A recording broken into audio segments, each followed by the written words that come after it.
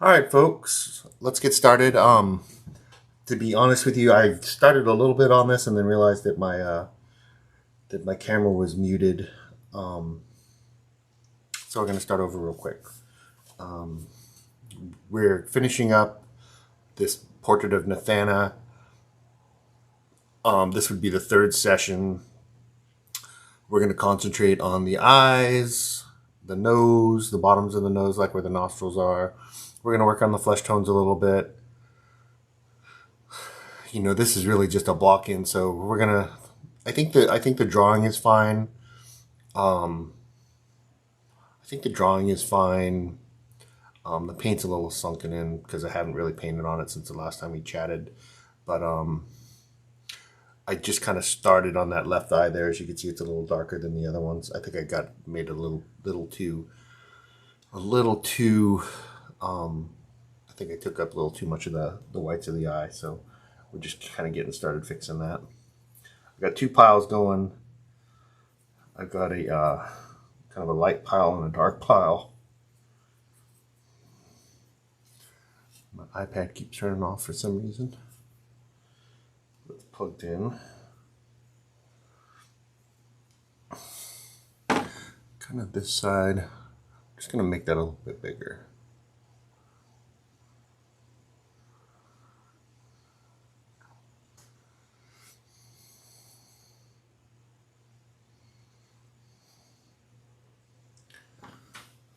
Right. It's a little blue right now.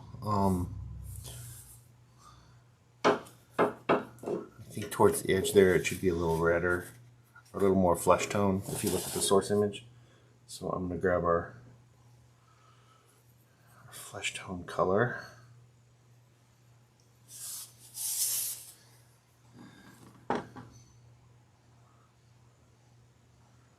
Hit that a little bit. This painting is completely dry. I'm not used to. I like it a little bit dry, but completely dry is a little weird. But we'll be all right. When we take this kind of flesh tone, and we'll do the inside of the eye as well.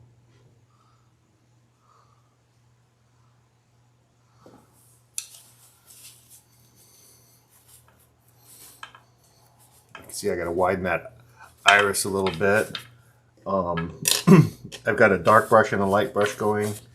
It's a little hard to do two brushes and a mall stick at the same time, but we'll be fine. Let's redefine that iris a little bit.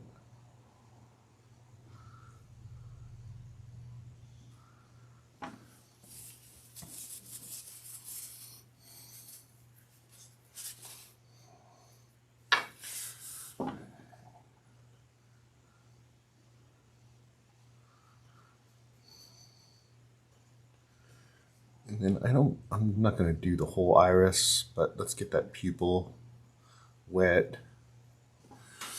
And then we'll do the border of the iris because we're going to be painting in and into that, kind of back and forth like we do.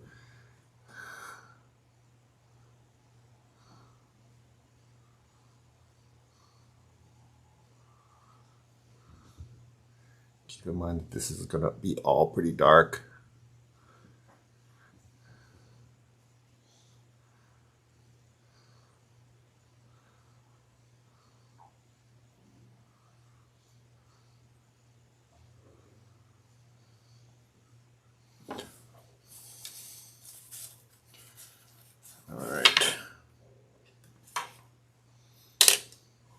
I don't really have a spot for my wet brushes, so just put them on my palette here.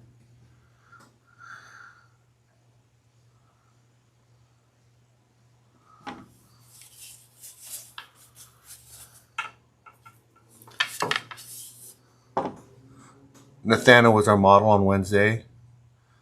So I'm working on two paintings of her at the same time.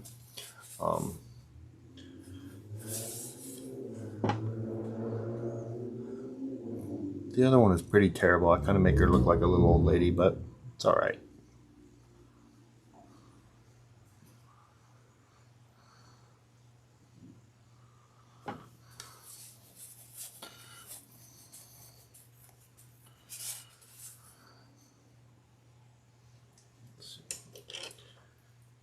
That's the problem with putting my brushes like that, is I keep rolling them into my wet paint.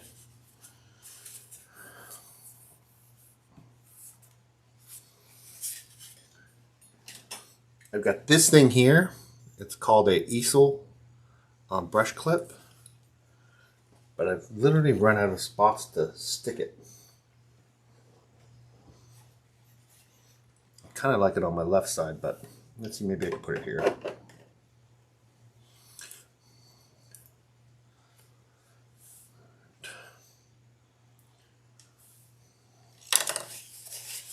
We'll try it.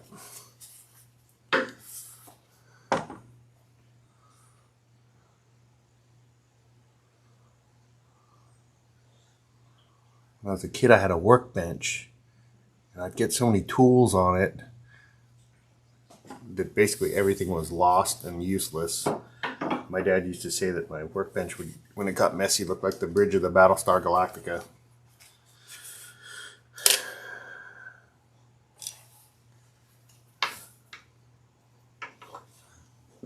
I haven't changed a bit.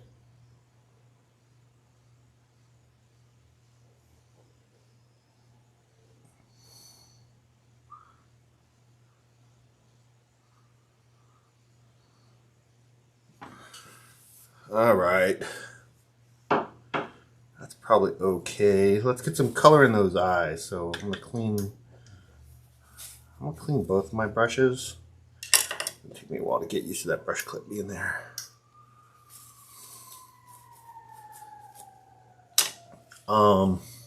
So her eyes are really green on top and then blue opposite the catch light.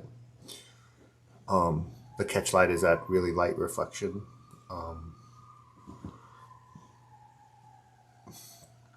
So that, I think the blue is an easy color to mix because I've got kind of that I've got this cheat color here of light blue.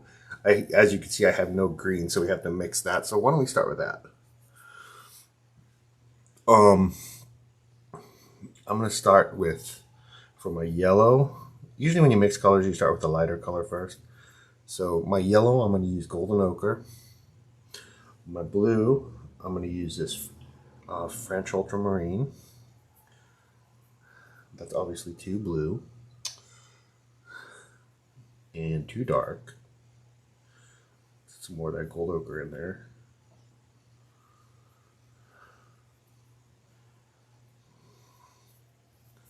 And then let's see what happens when we get a little titanium white in there. It's not very chromatic. So I think instead of just that gold ochre for my yellow, I'm going to get a little bit of cad lemon in there. That definitely makes it a little more chromatic.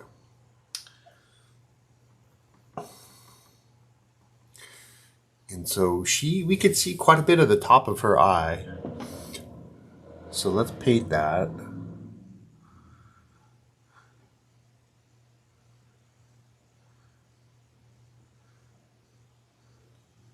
Like, remember, normally it's kind of a horseshoe, but... And the top of her eye seemed a little orange to me. But let's do the whole thing. So that'll be our base color. I'm not too unhappy with that.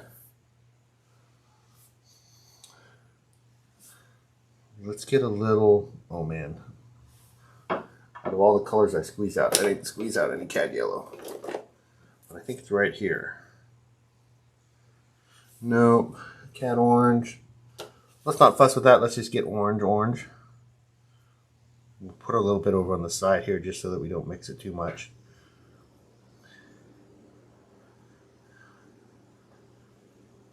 I think that's orangey enough for me to do the top of her iris. That looks fine to me. Let's clean our brush, recharge it, because we got some black in there.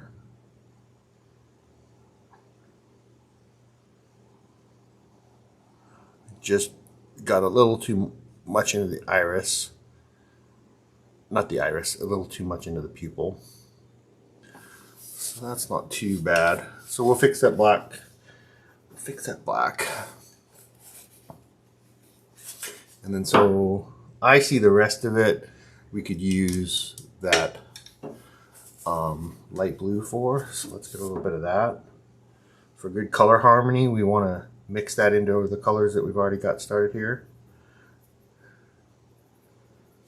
So this is our iris mother pile.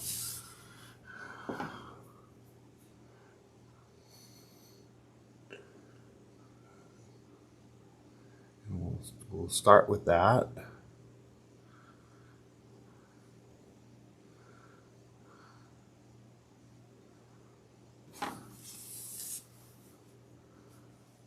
I think I'm going to bring that horseshoe all the way around and close it on the top. Even though that we're going to have that catch light there, I want to break this black up.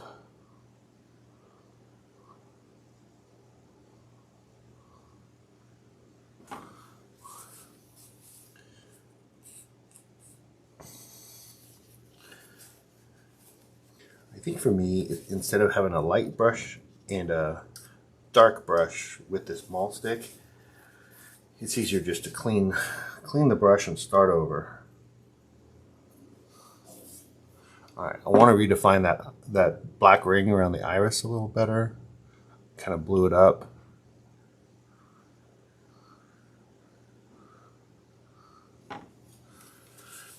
You want to get that to be as perfectly round as possible.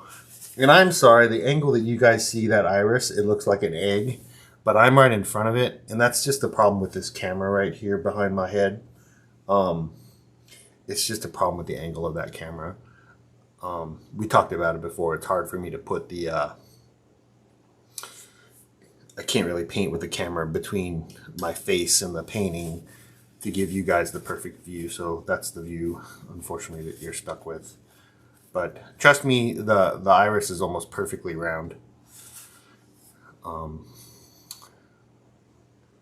But yeah, sorry. I know you guys want to see it better, but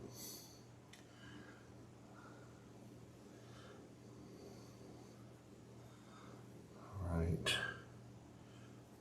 I'm just mixing a little bit of white with this flesh tone because the white of the eye is quite a bit darker around the edges. Quite a bit redder or pinker around this edge here. So I want to go ahead and make sure that that shows. And then we'll work on the tear duct in a second.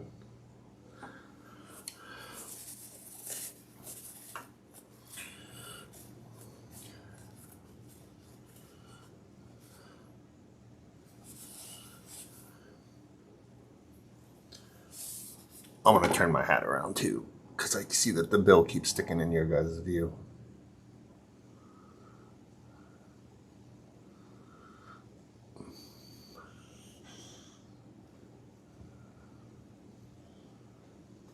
I think the most important part in portraits, so this, I think the first most important part is the likeness. And that you're just going to have to keep doing the best that you can, you know.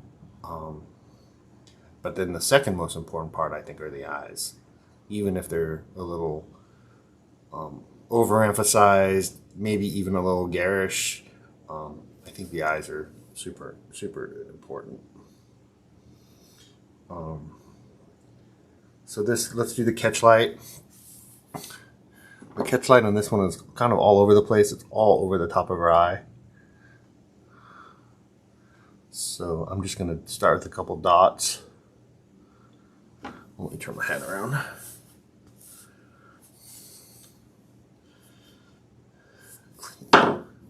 Clean your brush.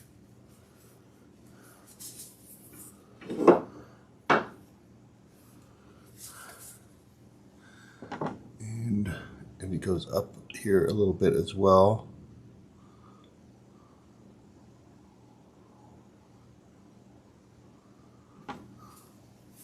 And we're going to have to play with that because because in the painting it's kind of all over the place. So we'll put some more of that pupil color in between it.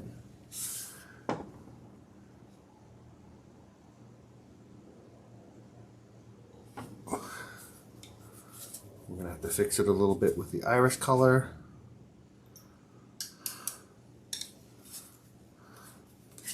So we'll grab some of the iris color from the orangey side because we're up at the top here.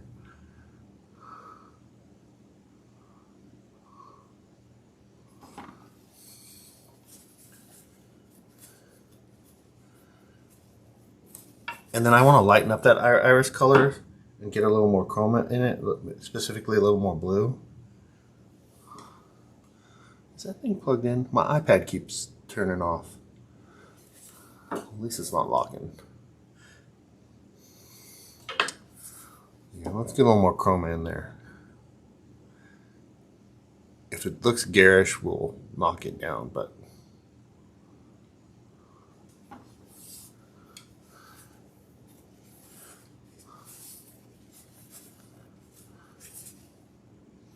maybe a little garish.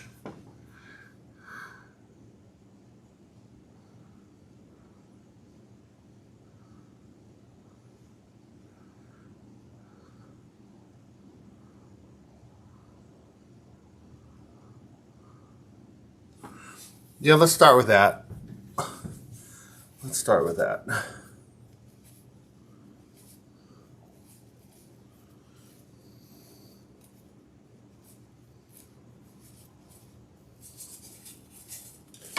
I'm just looking at what you guys can see. What you guys see is different enough than what I see to kind of make my eyes reset.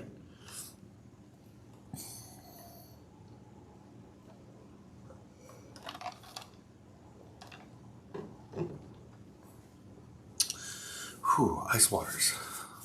Wonderful. All right, so let's do the other eye just to make some progress. Remember from previous videos, I always recommend doing both eyes at the same time. It's hard not to jump into other stuff, but and then we'll go back and we'll do the creases. We'll do the red stuff. We'll do the crease in her eyelid, and we'll do the tear duct and all that other stuff. But let's do the other eye now.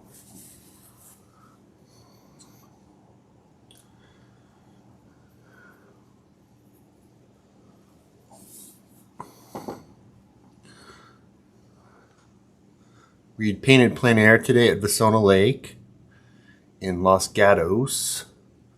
It's one of my favorite spots. They kind of threw a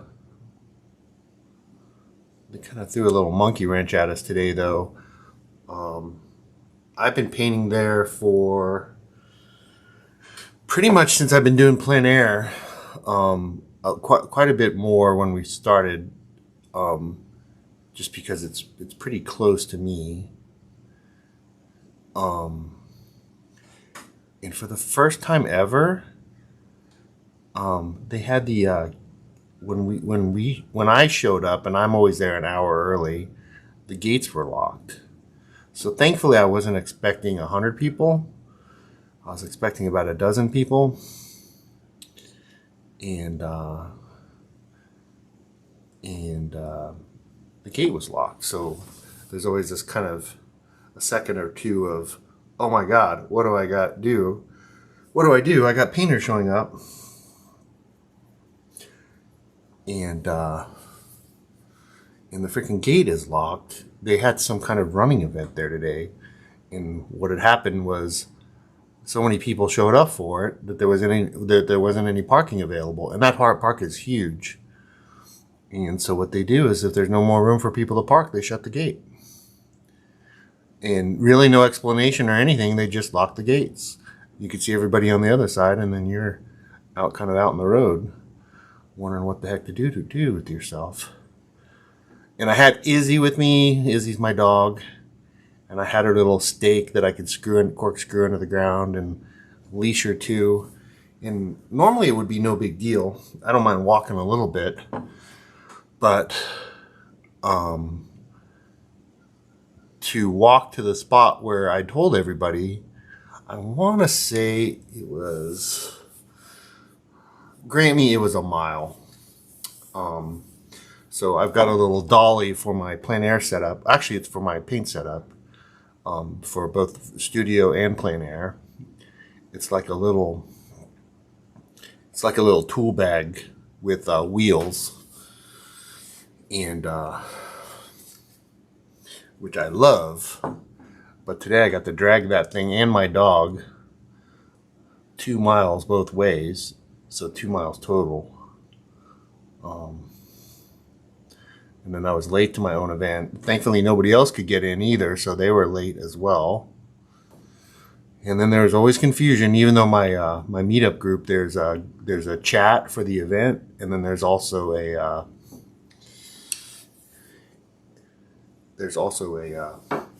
I think I got her eye a little too narrow, but I think I'm gonna drop that down a little bit. And what I'm gonna do is just use a clean brush for that. So we're gonna put this here. I'm gonna get a clean brush. And I could either do this by cleaning up the paint that I just laid down with some Gamsol and a clean brush like I'm doing now. Well, I guess I could have just painted over the top of it. But since it's black, I don't like to just paint over the black of it. Black. Because it just pollutes everything. So let's try to clean that off a little bit.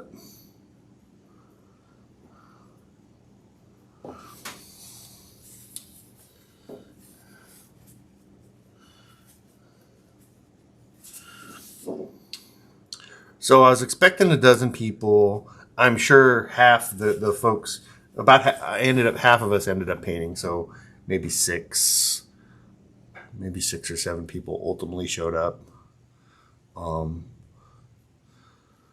And they all had to walk too, which I felt terrible about because there's two new artists today that had never painted with us before. This one guy, Alex, even complained. He's like, every time I try to paint with you guys, something happens and the event either gets canceled or something like what happened today where the gate was locked. But he's a cool dude and he'll be back. He'll be back. And then there's a girl that basically she's a grad student, and she doesn't have a ton of time to paint, let alone with a group. And this was her first event, and sure enough, it was a little bit of a cluster. Oops, I hope she's back. I hope they're both back. Alex and I had a lot of stuff in common. He's actually, I don't play much anymore. I play, but during COVID, I played a ton of D&D, Dungeons and Dragons.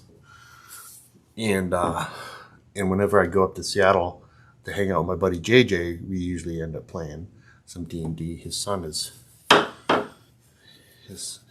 into it. And his son usually brings over some friends. His son is into it, thankfully enough to where he's a dungeon master. So I don't have to be the dungeon master. It's kind of nice.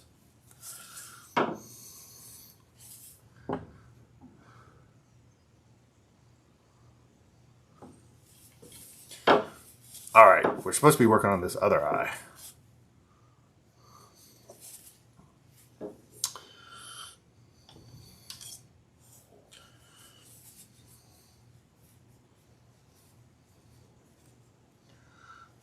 I have to fill up my water and adjust some lights.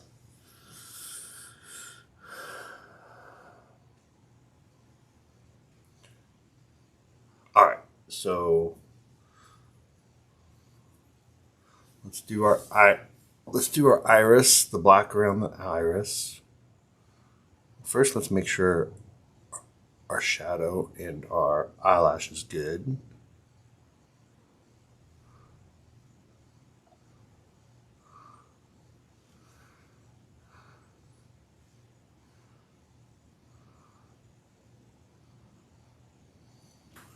And this is kind of why you do both eyes at the same time, because you can compare them to each other And even if they're not perfect with respect to your source image,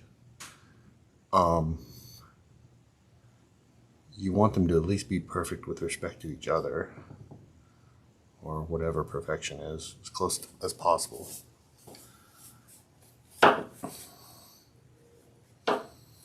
I know that looks garish right now, but we'll get the we'll start getting some red in there, and we'll start getting some red in there and doing some blending with the white bits. Our eyes always turn out fine. You remember our last iris, or our last eyes for Jan Ray. I love those eyes.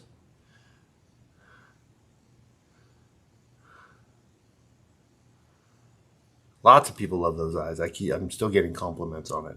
She's never complimented me yet though, and I tagged her, and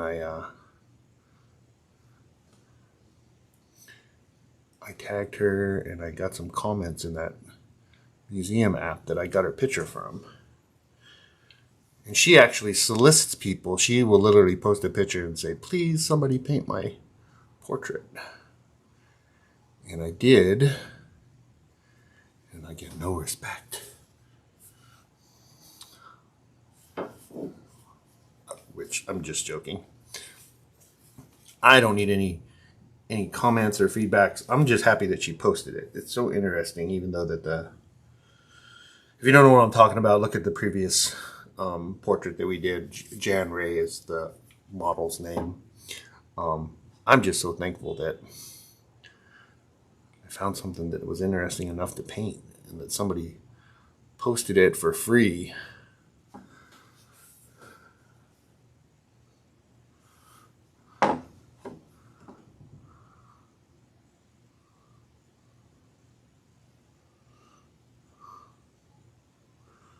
I love the idea of that museum app, but all of the images are selfies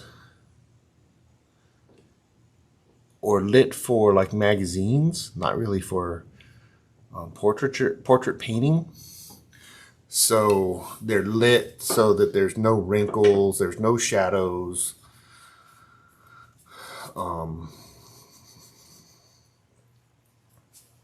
I got to get some red in there. It's driving me crazy not having the tear ducts and not having any red.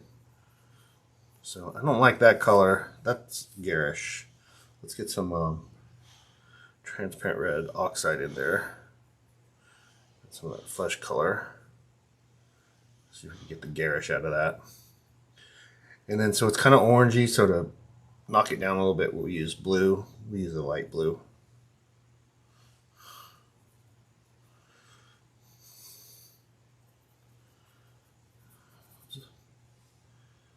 So I got to be careful about my terminology. When I say garish, I mean too high a chroma. And when I say knock it down, I mean use the complementary color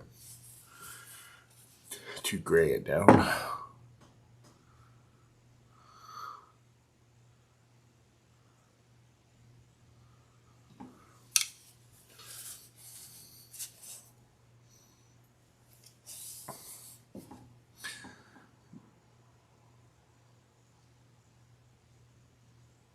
That's more like it.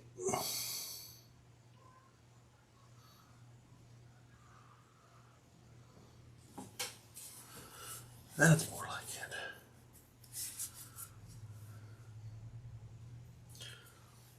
So let's get some tear ducts in there.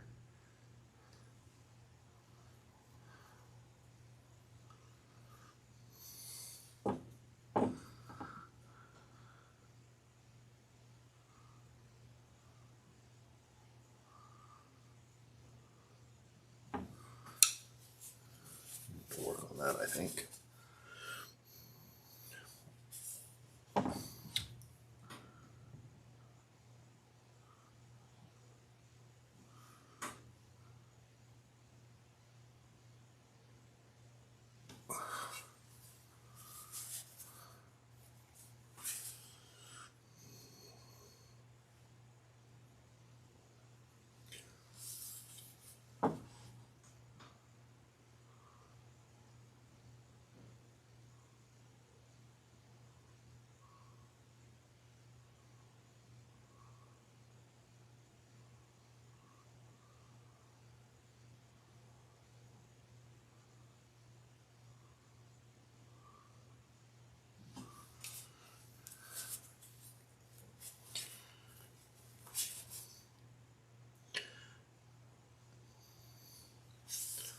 So anyways, we painted at Vasona Lake today.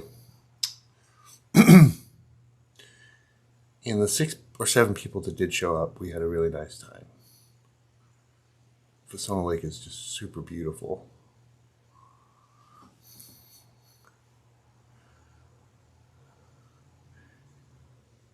And it's got lots of water in it. All the little rental boats were out and about today. They're all super colorful. I wish I was into painting them, but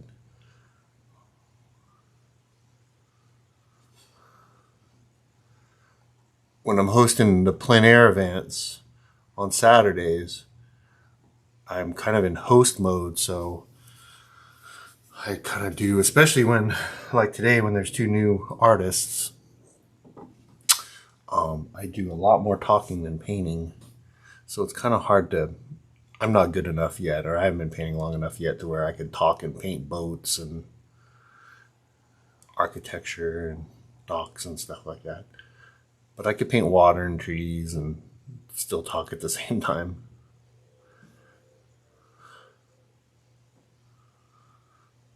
And still do my host mode thing.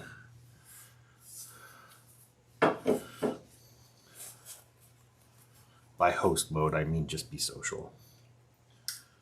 Plus, I'm truly interested. I mean, it's kind of exciting when we have new artists because they were both actually pretty good.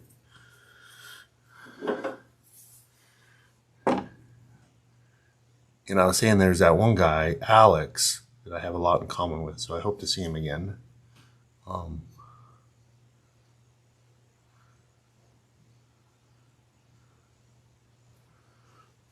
I could never predict, though, and I learned a long time ago not to get my hopes up for that kind of thing. Because, well, the main reason is I think painting is hard. For most people, it's just a hobby.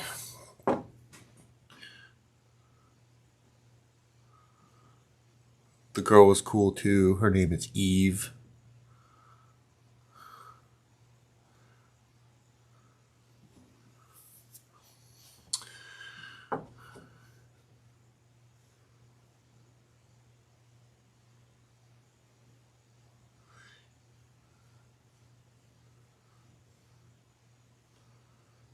Alex was doing like pen and ink drawings, and he had a really nice drawing. It was kind of incomplete, but he's, unfortunately for him, I was like a kid with a new toy, and I pretty much was talking his ear off the whole time, so I think he would have liked to have spent more time just painting his painting his drawing, but I was kind of talking his ear off. But I think they both had a good time. Hope to see him again.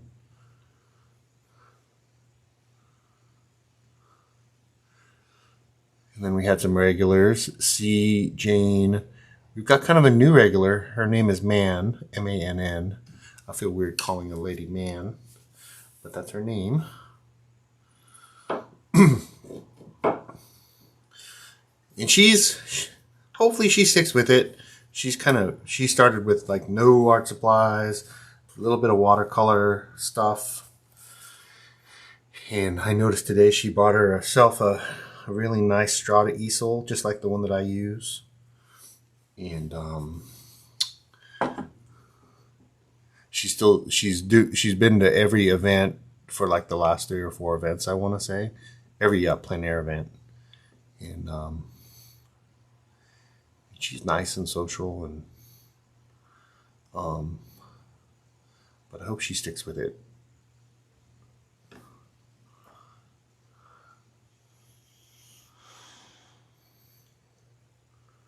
She did the rookie mistake that I've done so many times, is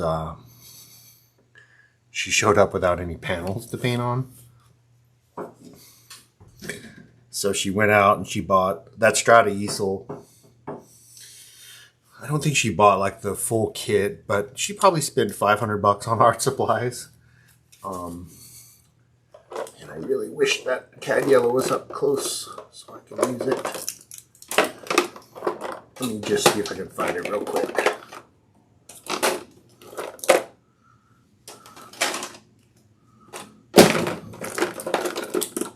Ooh, that might be it. Nope. Oh, that's it.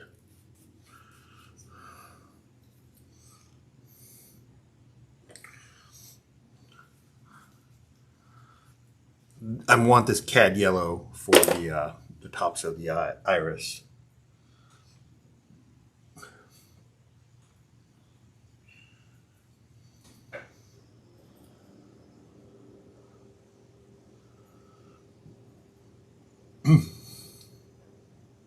But yeah, she went and she bought. So grant me, she probably spent $500 on art supplies when you count paint and panels, and that Strata easel's got to be $300 all by itself. And I'm sure she was all excited about today. Found out that the gate was locked at Vasona Lake, so she had to haul all of her shit all the way a mile in like I did. And then she gets there, the poor thing, and realizes that she didn't pack any panels to paint on. So, so what do? You got all your shit, all your paint supplies, but you got nothing to paint on. Lucky for her, I always bring a couple panels. But that's totally something that I used to do when I first started painting. I would show up to an event. Fortunately, I don't think I ever had to walk a mile to find out that I forgot something, but I would show up and I'd be like, son of a gun, my brushes. I cleaned my brush, washed my brushes out the night before, and they'd be sitting like in my dishwasher, drying, or not drying, but sitting on the drying racks. Or I'd forget something. I'm sure I'd forgotten panels before myself.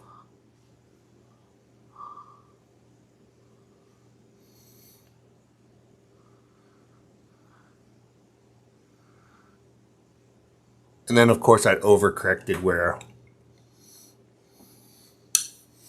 I'd have art supplies all over my car. Storage department, passenger seat, rear passenger seat. Basically, just you couldn't even, if I wanted to give carpool or give somebody a ride, I couldn't just because I had too many damn art supplies in my car. So you overcorrect for a while. And then at some point you realize, I don't need all this shit. And then you kind of settle in on a kit.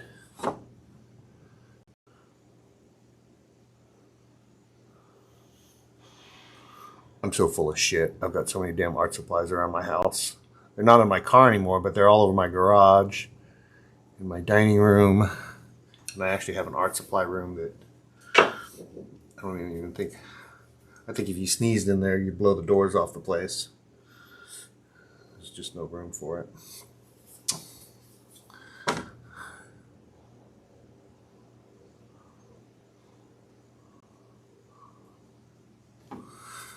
All right.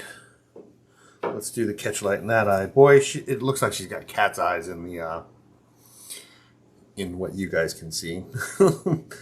I'll post a picture on Instagram when I'm done. I feel terrible that you guys can't see what I see. And then we're gonna introduce some red in and around the in the eyes. It'll get rid of some of that garishness. I do see that. I'm not gonna lie, that does look garish to me, but we'll fix it with some red. But let's do the catch light. Get our brush roll on this side. It's kind of the same thing. It's kind of a big. It's a bunch of little catch lights, but there's kind of this big one here. And then it kind of goes up around the top.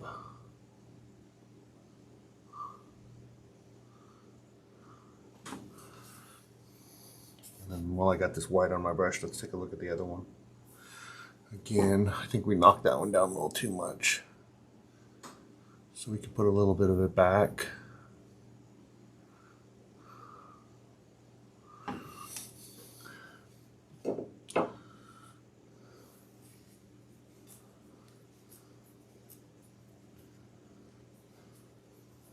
think let's get some orange in the bottom of it as well.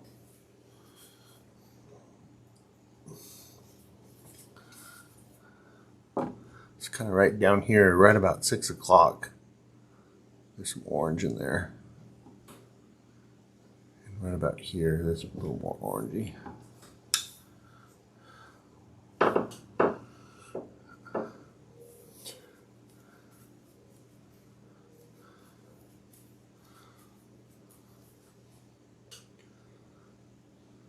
All right.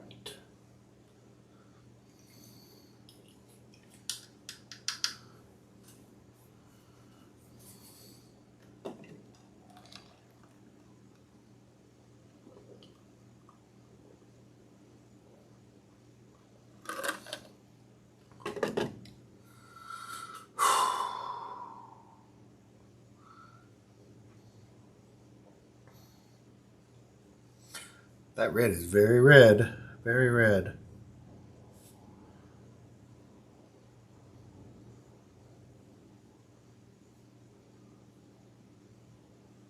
Well,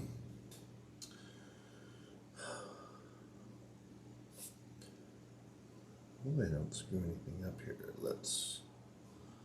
I'm just looking to see what you guys see again. Yeah, let's get some. Let's use that red.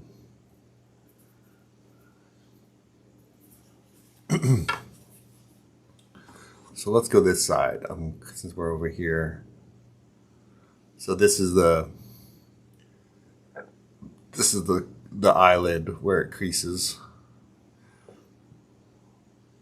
And I'm simultaneously looking at two distances. I'm looking at the distance between the bottom of the eyebrow in this crease, as well as the top of her eyelash. And it kind of ends like that. That'll be a good starting point, and then let's do the other one.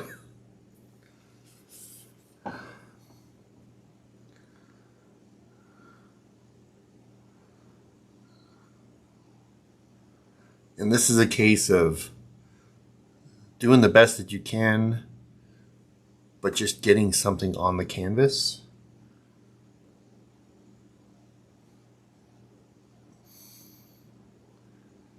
That we can adjust later.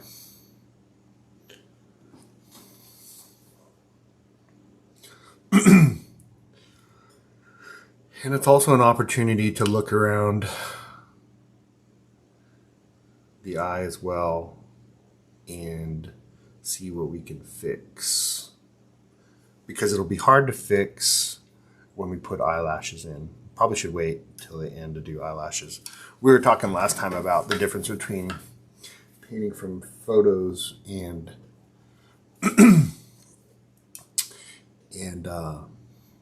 painting from life. And this is an example of that. If you're painting from life, you obviously can't do things like eyelashes. And I probably don't need to paint from photos. But in the photo, the eyelashes are such a big part of her eye. So let's add them. And like I said, this is a good time to look around the eye and fix stuff that needs to be fixed.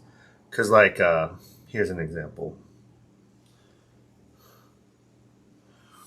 This this light bit in between the crease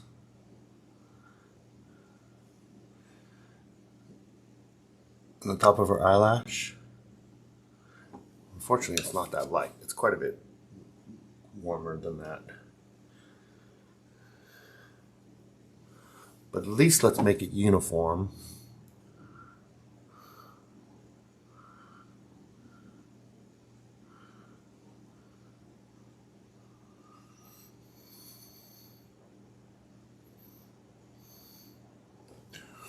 I mentioned before how unnerving it is when this stupid mall stick slips.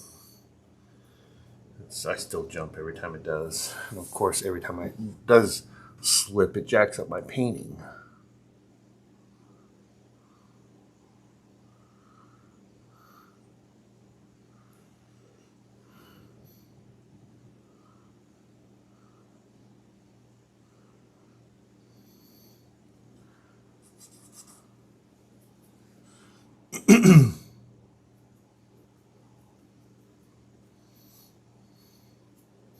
Or at least makes a spot that I have to go back and fix.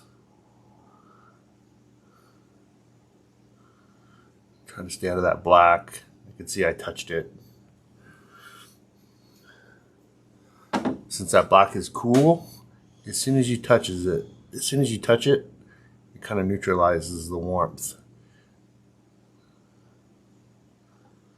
As soon as you touch it and then touch the painting, specifically the crease here, it neutralizes it.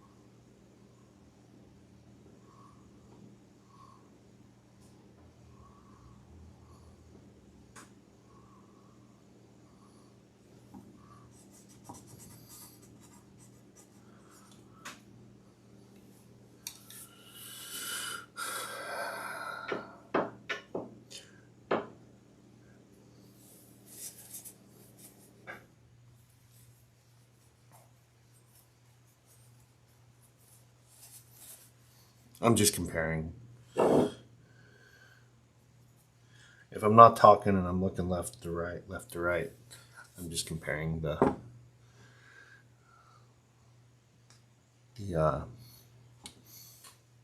source image in my painting.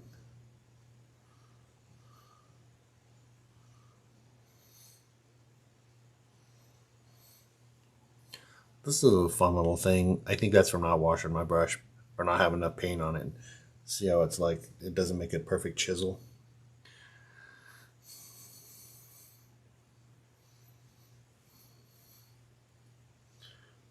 Since I'm not going to wash my brush right now, let's get some more paint on there.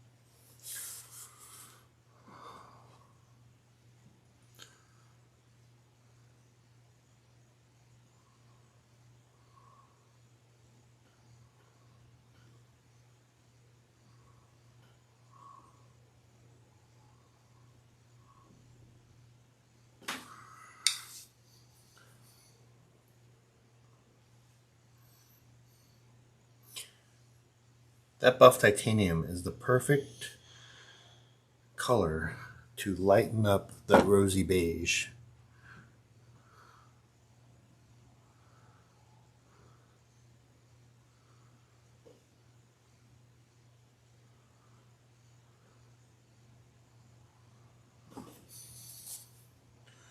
the issue that I'm running into is painting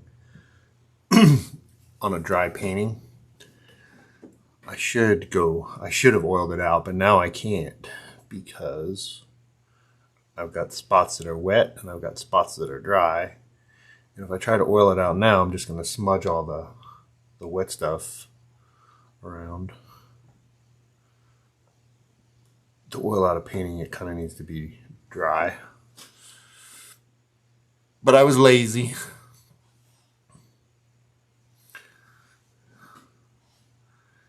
I could have gone now because I got to use the restroom and I got to get me some more water. I could have gone now. But it's too late.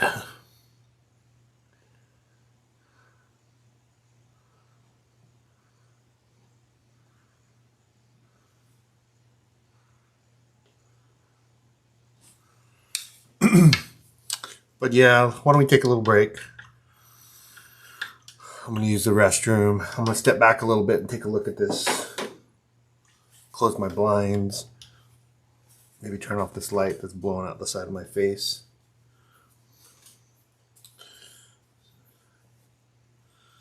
All right. Put you guys on.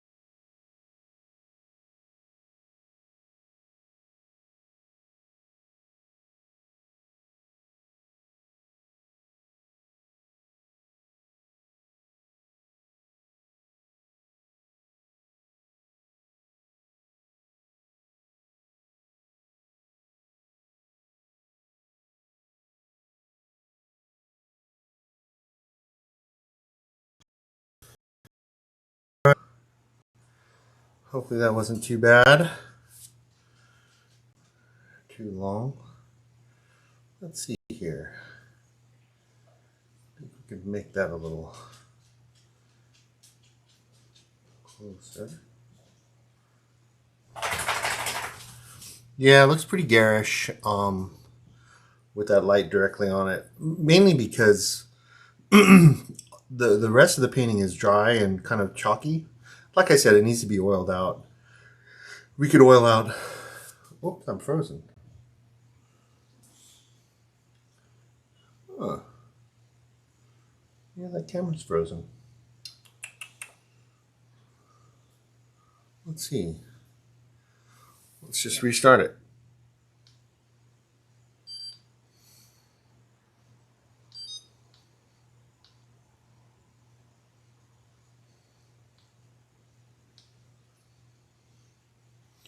Power on, power off. Let's see. Not that you guys need to see me, but it's kind of weird having a dead spot there. I'm back. Looks like I'm moving. Cool, cool. You can see my air fryer.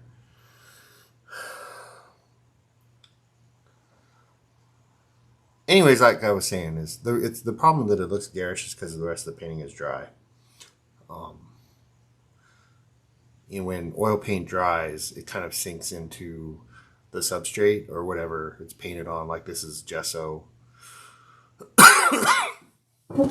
But I guarantee in a couple days, this black will suck into the painting as well, and it'll look dry and chalky. But let's keep moving forward. Yeah, just trust me in that there's not much we can do about it. It's just kind of a feature of oil painting. All right, I wanted to work on the nose a little bit, so I got even a little bit bigger brush. This is a number 6. Man, we're up on an hour already. So something that is bugging me is, even though I want this lighter, it's really chalky right now. So let's make it less chalky.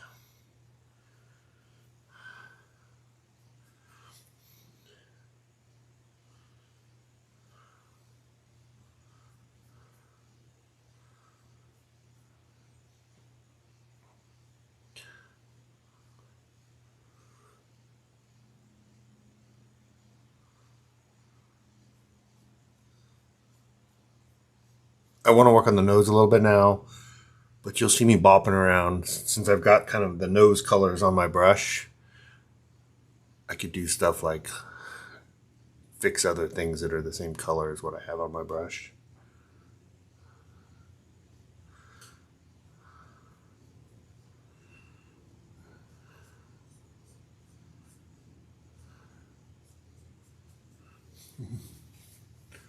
The cool thing about oil painting is the more paint that you put on, the better it looks. I guess the better the quality of the paint looks. I know you're going to say, no shit, but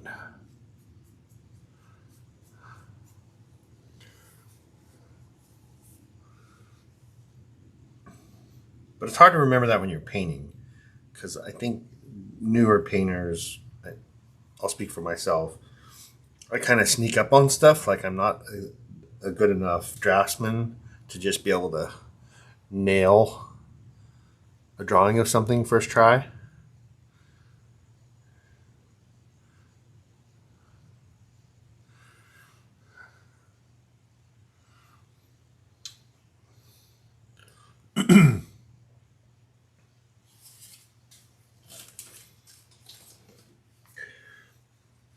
I think we need to oil that out. I think what I'm going to use,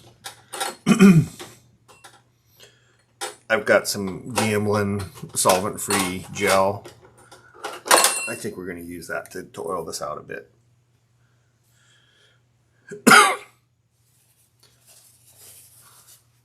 So get a clean rag. Not the whole thing, but like I want the nose. I want to work on the nose. So we'll get all this paint off of here. I know we just laid this paint down. We'll get that off of there.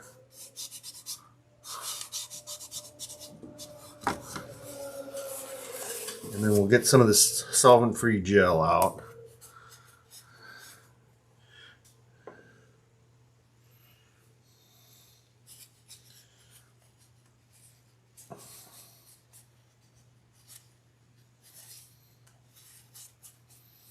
This should make things easier.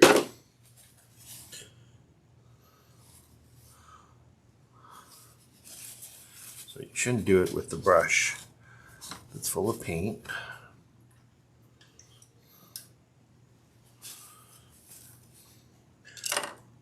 People use those makeup sponges to oil out. I don't have one of those handy, so we're just going to use a clean brush, and we're going to go over this whole area. And we're going to work on the lips today.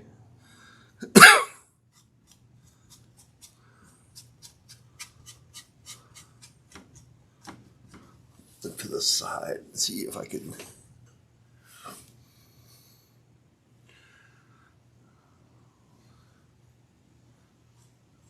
Like, see how that right eyebrow is dark now, where the left eyebrow isn't? So this is kind of, it's like varnishing. It brings the color back, but it'll also let me paint into it now more easily. I'm just going to do her whole face. We're going to be working on her whole face today. Lower face. Maybe we'll work on her forehead, but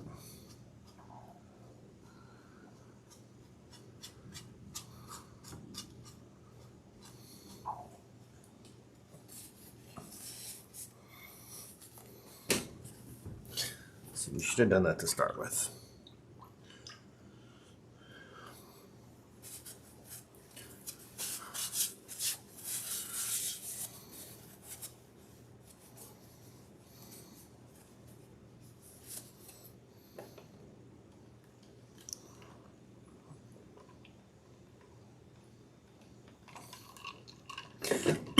Now, hopefully, I won't be scumbling where you're dragging wet paint over a dry surface. Now we're dragging wet paint over a wet surface, and that should go easy. That should go better, and it should look better. So that feels a lot better to me. A lot better.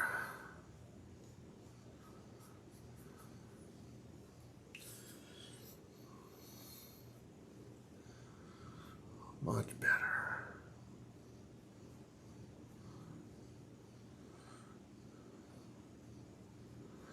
Caught me being lazy.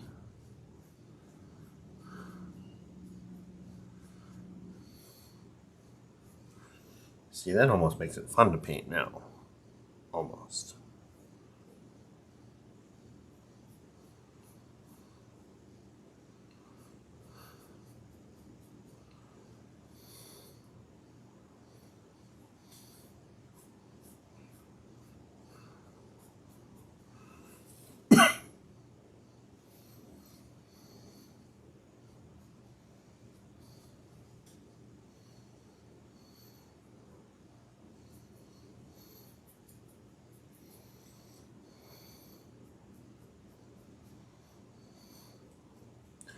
Get a little cad red in there. Blush that up a bit.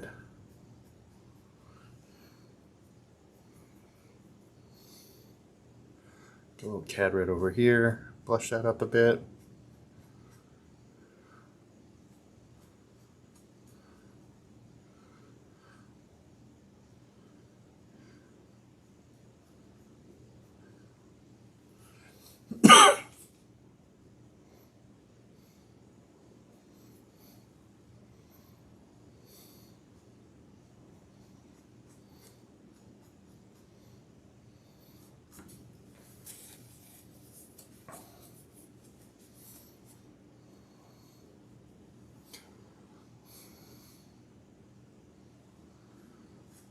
Bopping around still. I guess I'm stalling on the nose. I'm sure you guys noticed. I thought he was going to do the nose.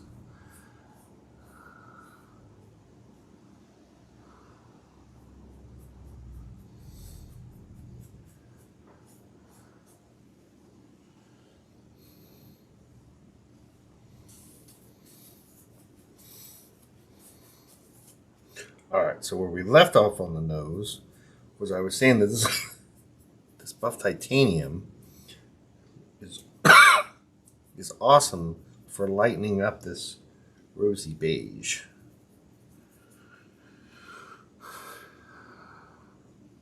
Oops. Too light.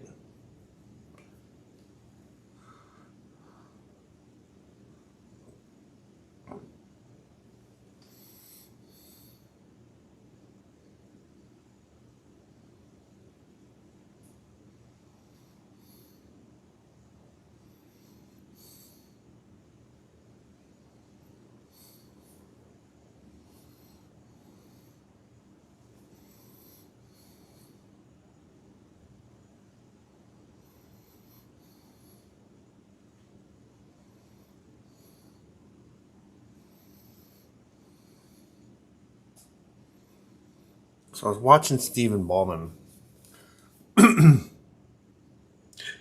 Google him or look him up on YouTube, but he's a really wonderful classical kind of style artist, instructor,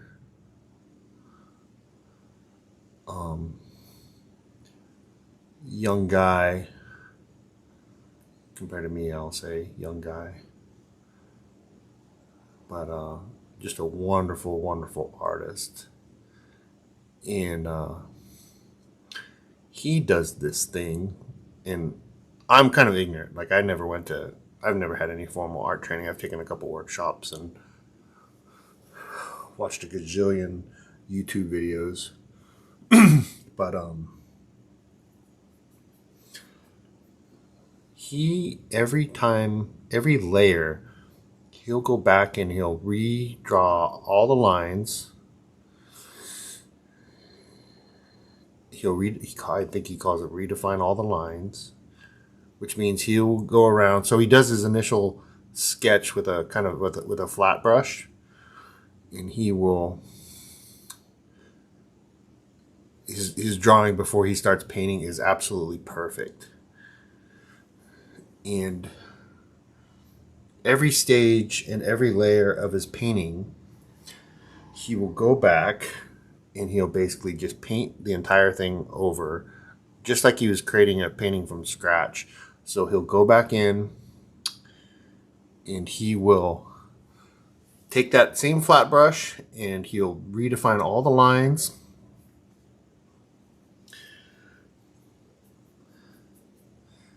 And remember, can I show you guys this? Let me see what I've got here.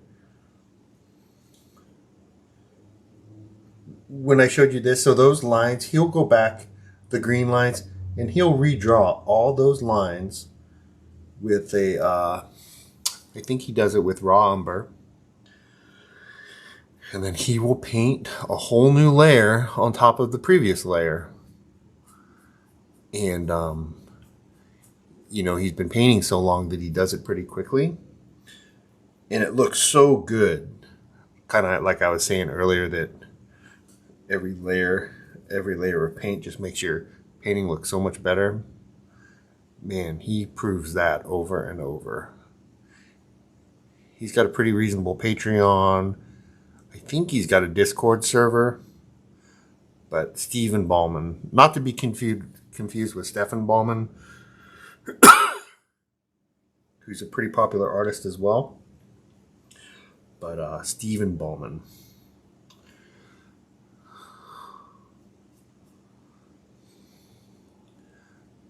Incredible, incredible artist. Incredible draftsman.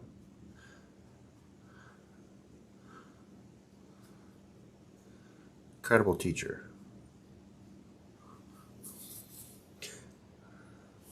Yeah, I don't know what to do with that. When it looks right. See, the problem is in the paint, in the picture of her, it's oversaturated as well. That bit under her right eye. I'm just going to have to see what that looks like when it's dry and it doesn't have this direct light over the top of it. It doesn't look too bad to me, but I look at what you guys see and I'm just like horrified.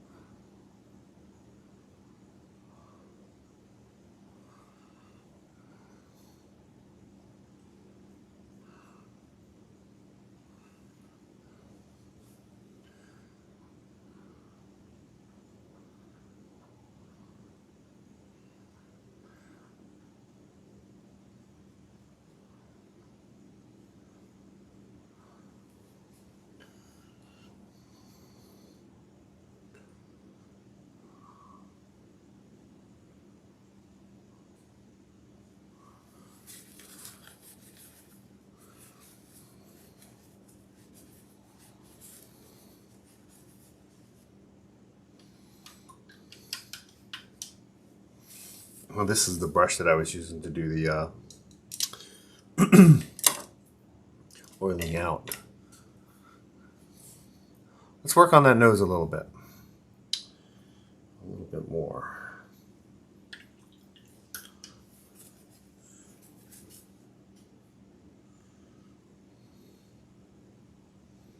So we're at about 1 hour and 15. Our painting is looking kind of garish. What happens if I get rid of this light?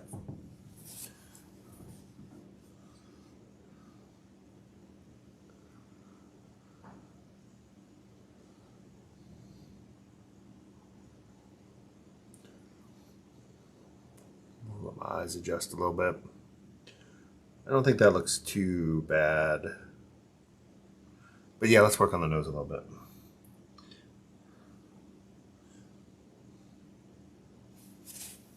I look like an old man. Not sure how I feel about that. Temporary haircut.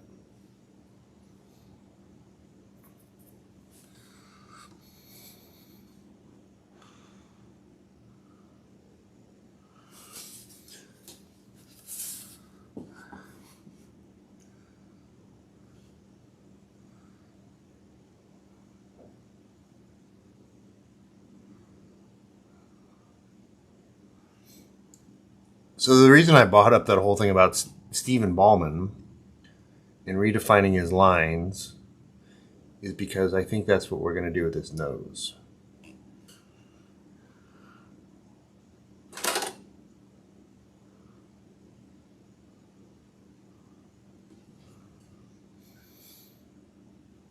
As you can see.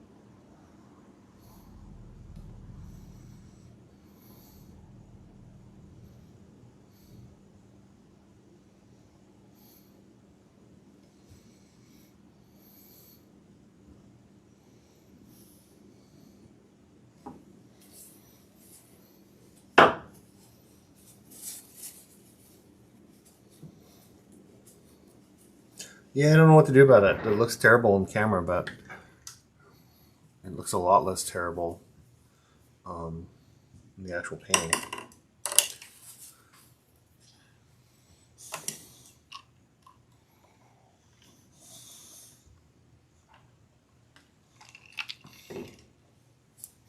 I'm going to gray that down a little bit with a little bit of that light blue. This is kind of an experiment, so I'm going to make a new pile.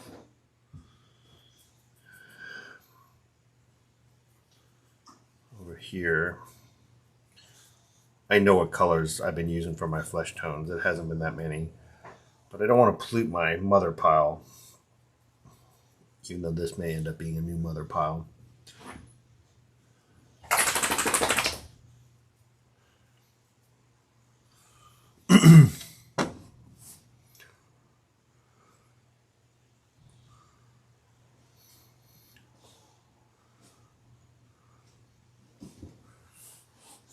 How's that look?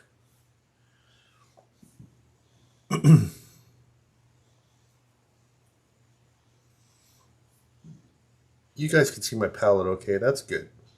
That's good.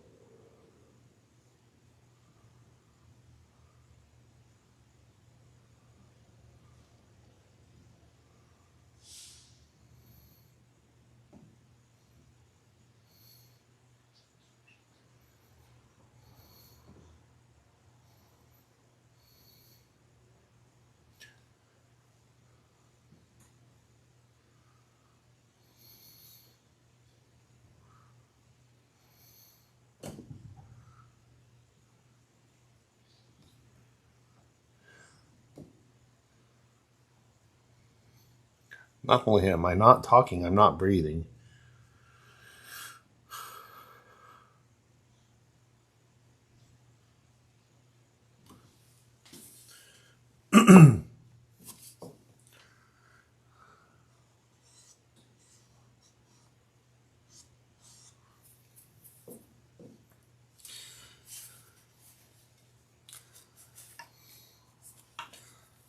The problem with that is it kind of introduces a color that we're not really using anywhere else. Even though it might be the right color, it doesn't match with the other colors so well.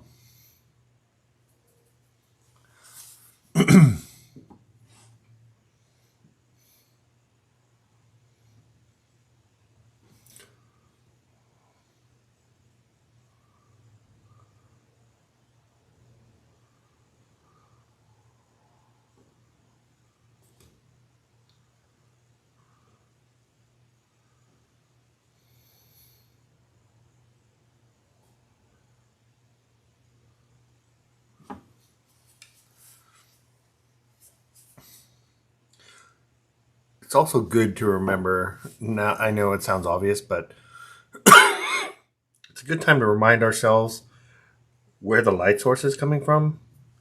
We haven't painted this in a few days, and the last painting from live session I had, the model was lit from the left, and in this case, Nathana is lit from straight ahead. So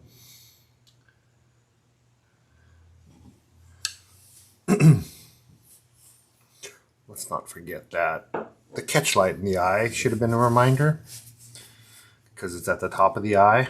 So that means that the light was probably just a little bit above her eye height. All right, so let's switch back to one of these rounds and we'll work on the nose a little more. Let's get the dark inner nostril. And I'm going to start with just transparent red oxide, so no black, no raw umber. Raw umber is too dark.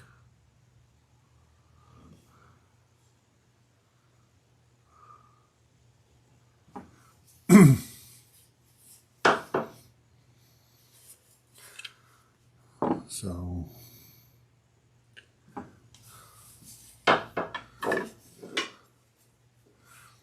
and this is a little bit of back and forth, a little bit of blending.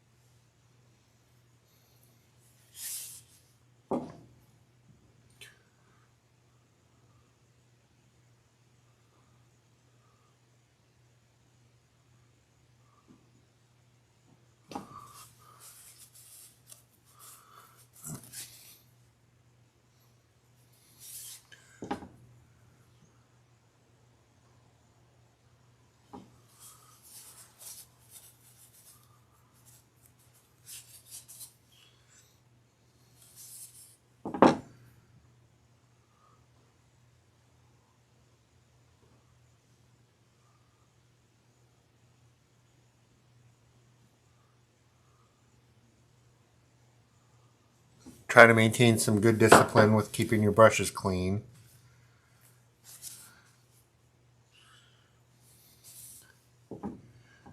Check your angles.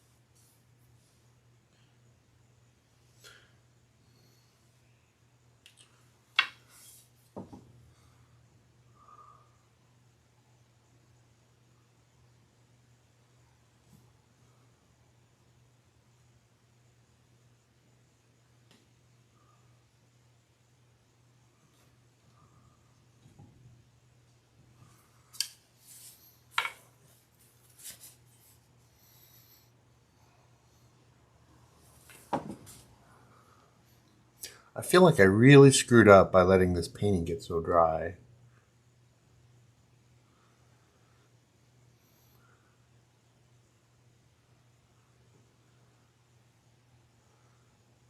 It's fine, it'll be fine,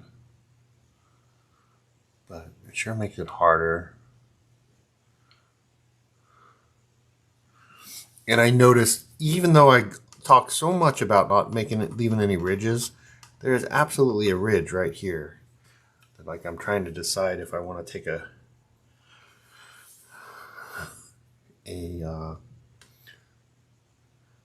palette knife and try to knock it off, or if it's fine and I can just leave it.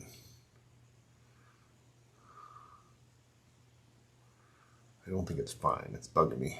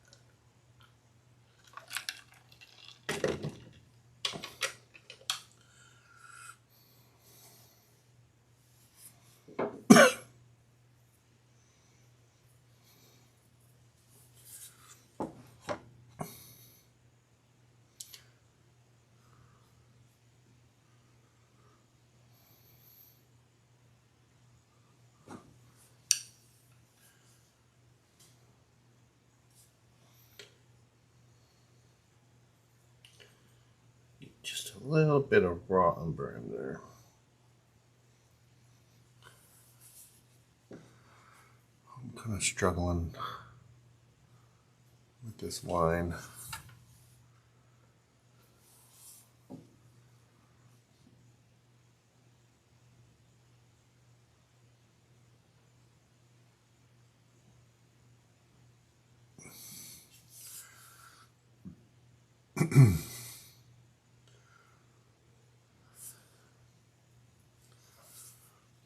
Because there's definitely a line there, but it's so subtle.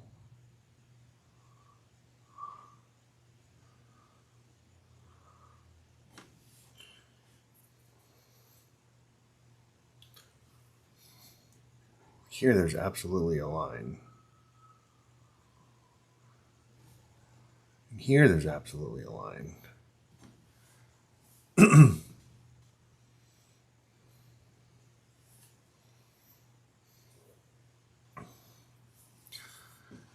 And here there's a line.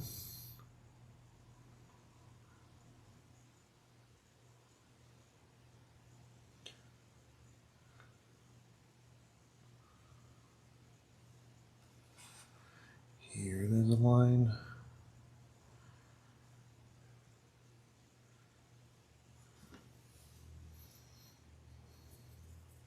They're just so subtle, and you can't just do it like a cartoon and draw a line there.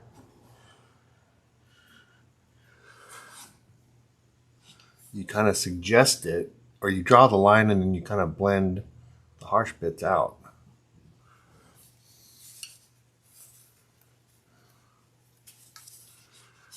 I guess.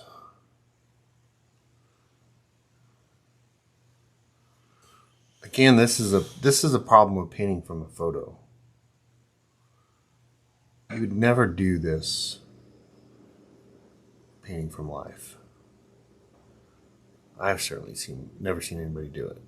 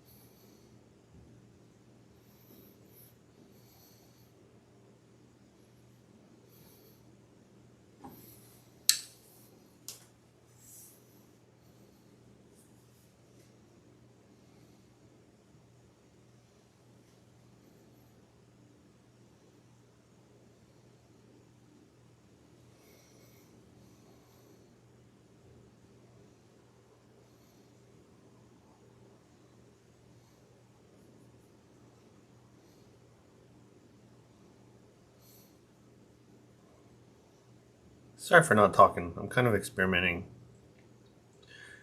David Gray uses that cad orange in his highlights. So I'm like, I just used titanium white for the highlight on her nose, and it's just too chalky for me. So I wanted to pull a David Gray trick out of the hat and try that cad orange and titanium white. My head in the way? Yeah, of course it is.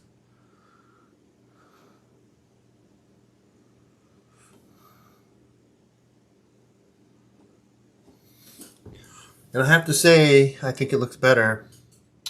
Thank you, David. I know you're in France right now. Having the time of your life, I hope. Doing a workshop.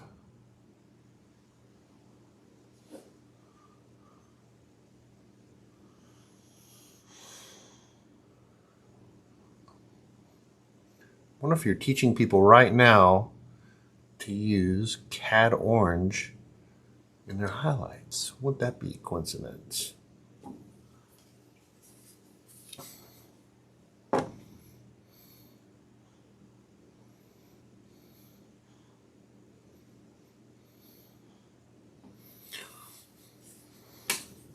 So the idea about that is to crank up the value without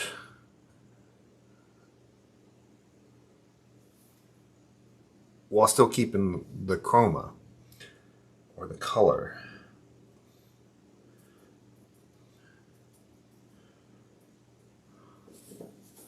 The titanium white it seems so quick and easy to use, almost like a shortcut, but in the end of the day, it just doesn't look very good.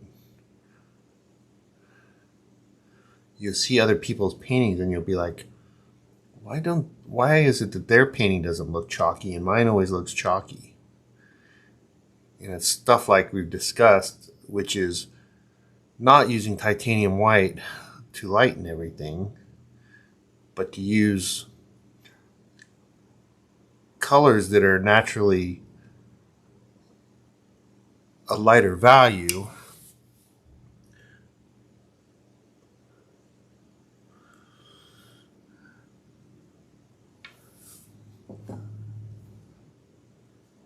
but still have a lot of color to them. Like, who would think to use cad orange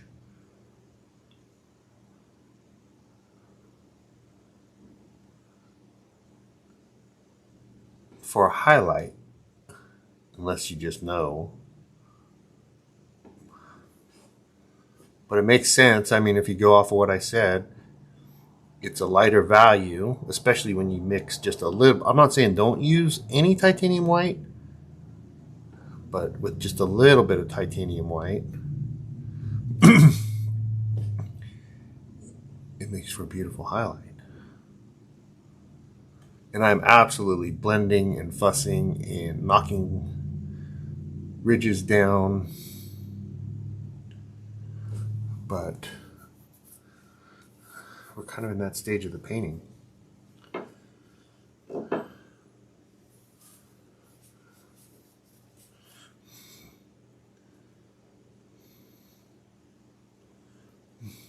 So even that buff titanium, the problem with the buff titanium is it's a little bit cool. This painting is so warm, you got to be careful using cool colors for the highlights. I know it makes them kind of vibrate, but for me it doesn't look quite right either. But I am going to use a little bit here. Let's try the buff titanium with the cad orange. See what that looks like.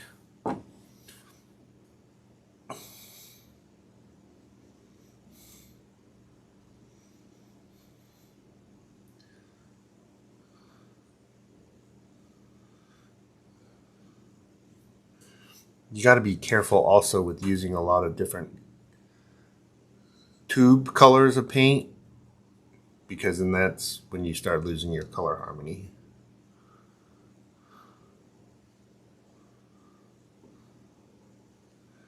And your paintings kind of look overworked, and I know I used the word garish a lot today, but certainly garish. Garish would be a word to describe what you end up with.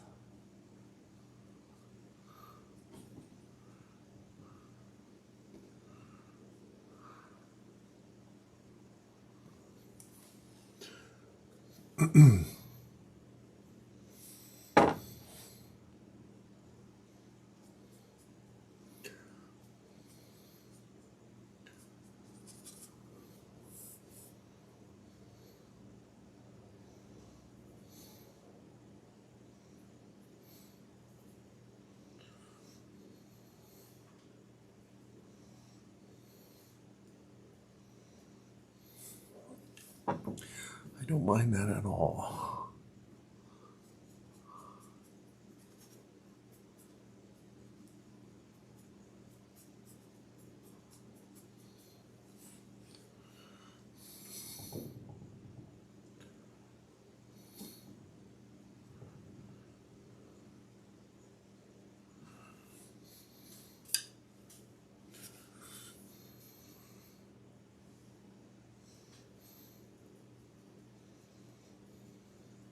The buff titanium in cad orange looks like it's working pretty good to me.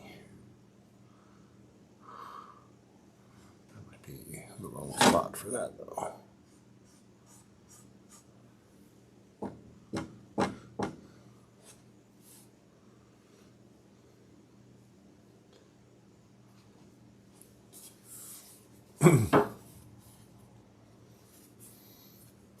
We kind of got to get back up to those eyes too. We never did the eyelashes.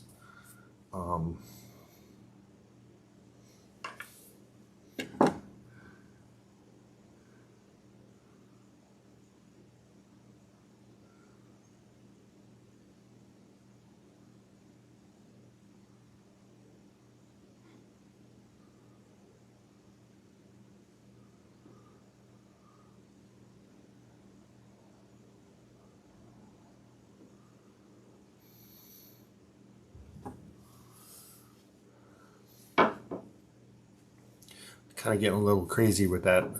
The wing of that nostril is getting out wider and wider and wider. Got to reel that back in.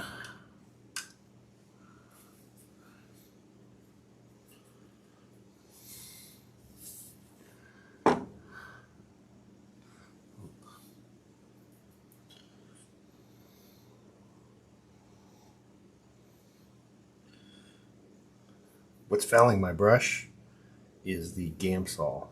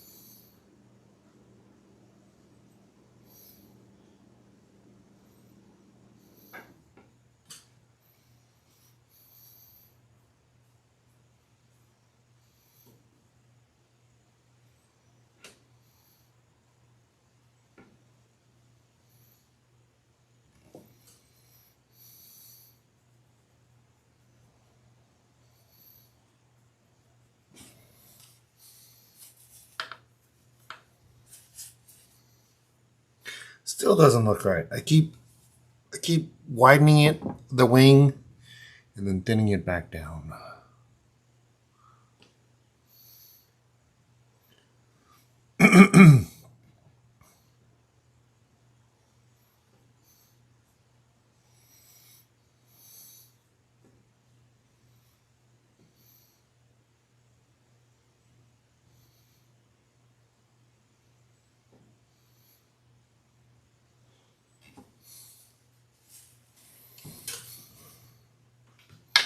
My foot's falling asleep. What are we at? 1:45. Let's try to finish this up.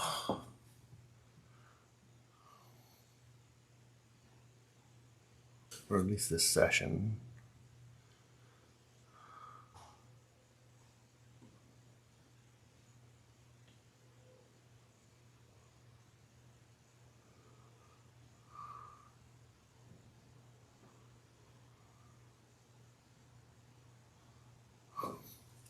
My Giants played the Padres in Mexico City today. And it was a freaking home run fest, just like you'd expect.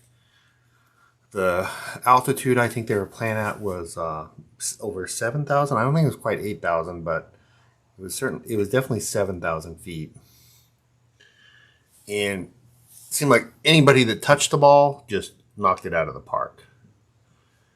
And I think when I quit watching, it was about 15-10 Padres.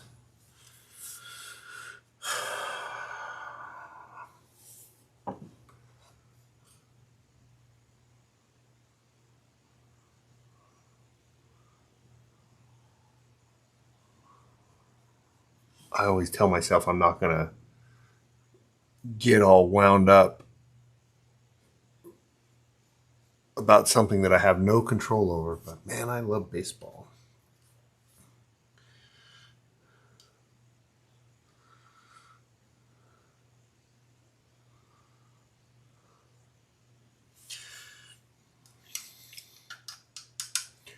It's hard for me not to get wound up about it.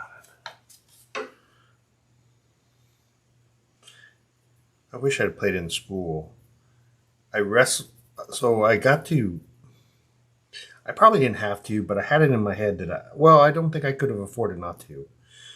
But I had it in my head in high school that I could only do 2 sports, and then I would work the rest of the year, and that would somewhat build me up enough savings to where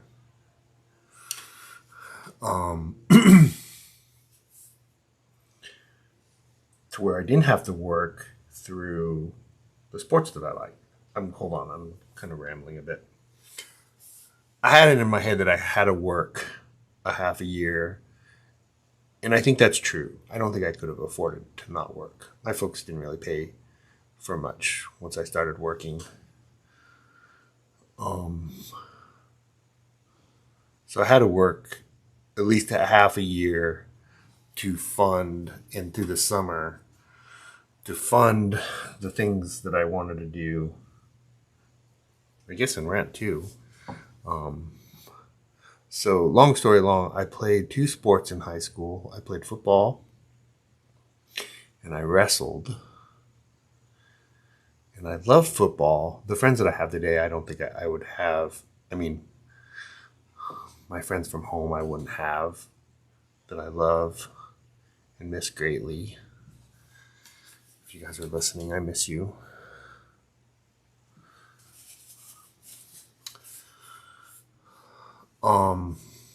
Without playing football. And our football coach was also a wrestling coach, and he managed to talk me into wrestling.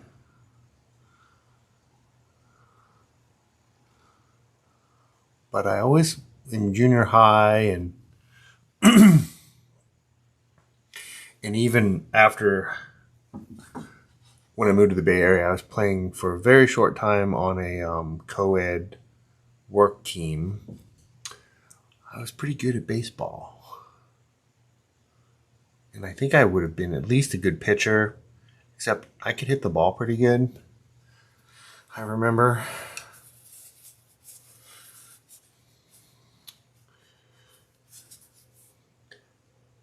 I like playing third base. The problem is when I was playing baseball, I was obsessed with racquetball. And my arm was sore all the time and I had tendonitis. I guess where I'm going with this is I wish I played baseball in high school. Although our team was pretty good, I doubt if I was good enough to play on our high school team. Our team was all county, I remember.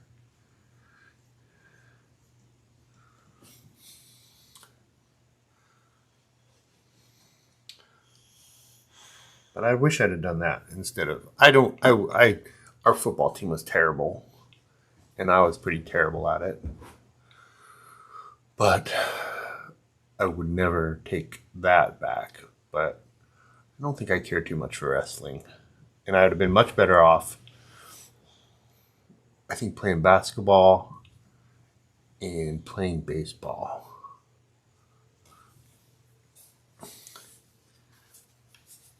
especially because now everybody's into jiu-jitsu, which is a whole nother conversation. But I wasted all that time wrestling in school, and you can't really, even though I did enjoy the coach and I did enjoy it. All my friends played basketball way up into their 30s. I think even some into their 40s. And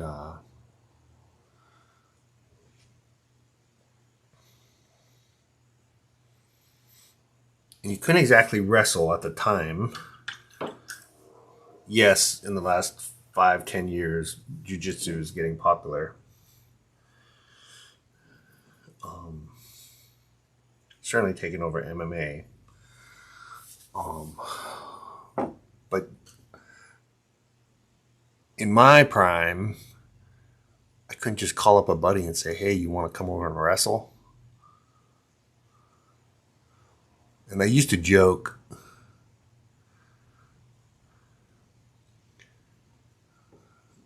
I used to tease the basketball players about how much more manlier wrestling was than basketball. But if I had to do it over again, I would definitely play basketball. And I'd definitely, where this whole story started, it's easy to lose your train of thought when you're painting and talking at the same time, but where I would have loved to play baseball. I got my face broken, the orbit around my eye broken, by a guy in high school. That's actually how good I was, or an example of how good I was, is I was good enough to where this guy wanted me on his team so badly that when I said I didn't want to be on his team, I wanted to play with my friends, he beamed me in the face with a baseball and broke the orbit of my eye. And that made me ball shy for a while, but like you'd imagine. But when I was playing on that co-ed work team, the ball shyness went away pretty fast.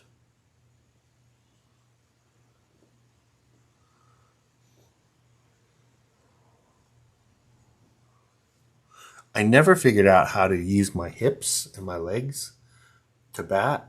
My friends would always give me shit. It's kind of weird. In my mind, I always thought I was doing it right, but everybody would always say, use your hips, use your legs. You're just using your upper body. I was still pretty good with just my upper body, though.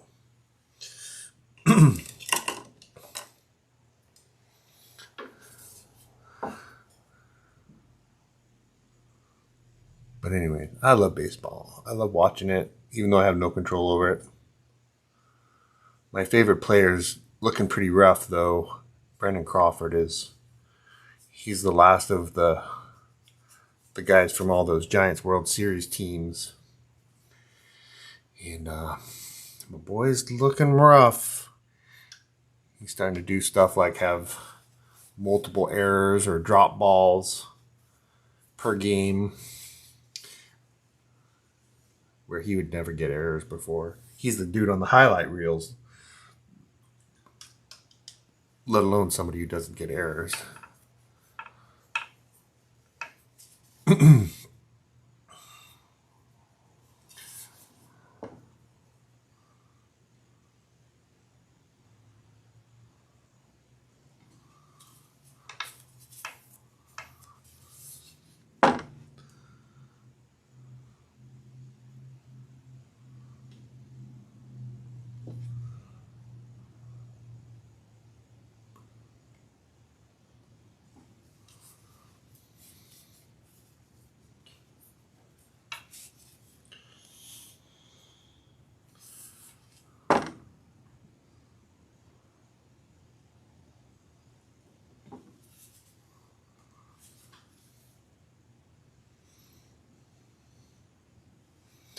Kind of in let's get this painting done mode. I want to get something in my sketchbook. I haven't put anything in my sketchbook since that Jan Ray painting, and I'm chomping. I need to fill that up.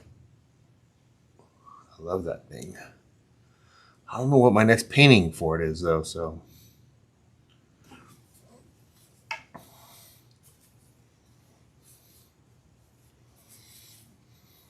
there is that.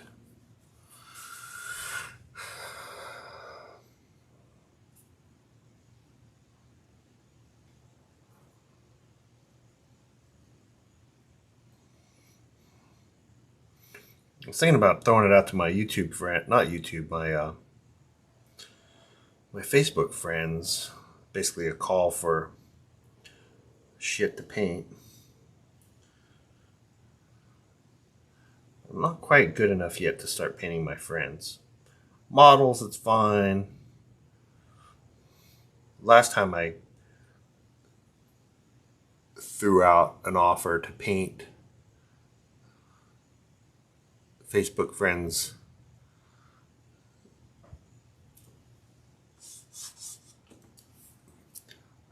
I basically said, send me your paintings. I'm looking for stuff to paint.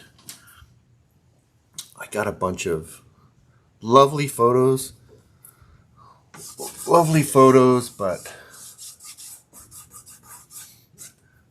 photos that are pretty impossible for me to paint at my level. I don't like this. I'm trying to lighten it up. Trying to get some highlights in there, but I'm using the wrong color, obviously.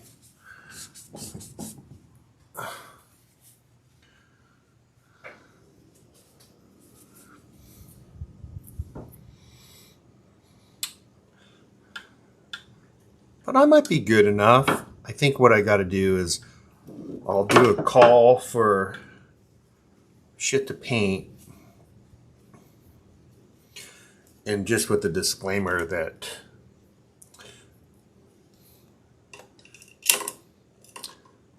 I may not be able to paint it,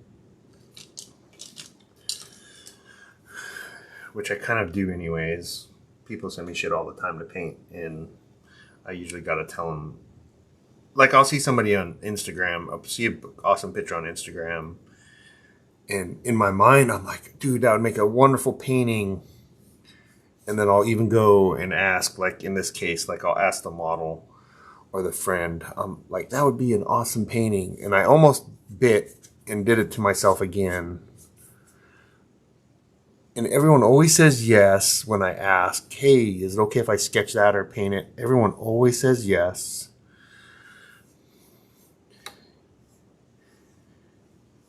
And then I realized that I'm just not good enough yet to paint it as much as I want to. And I'll even take a stab at it. I owe so many people paintings. It's not to the point where I can't show up at their place without a painting, but I've tried a few for people that I'm really comfortable with. I did a portrait of JJ's wife Marie.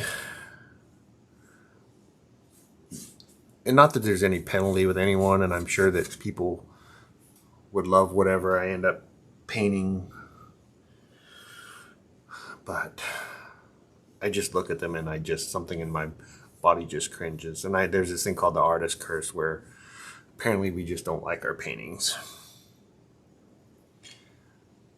And I certainly don't like any of my paintings. I just posted one today on Instagram with the title Meh, M-E-H. And of course all my friends are like, love it. But I don't love it.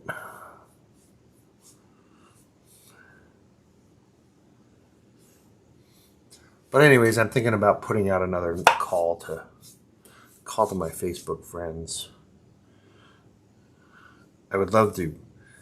I mean, even one. I have a friend. I'm not going to name her name, but I have a friend who posted something the other day that I'm just like, I almost bit. I almost asked her if I could paint that picture, or attempt to paint a painting of the picture that she posted.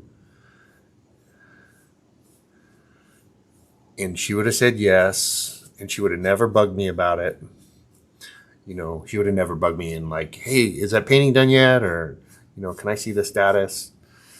Can I see an update? Can I see the work in progress? She would never do anything like that. But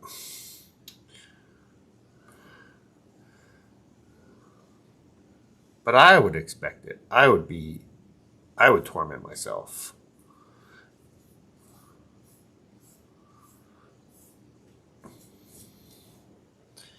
At the end of the day, this painting is just hard. For me, it's hard. It's rewarding, but it's hard. But the goal is to be able to paint friends and family. Not that I have a lot of either, but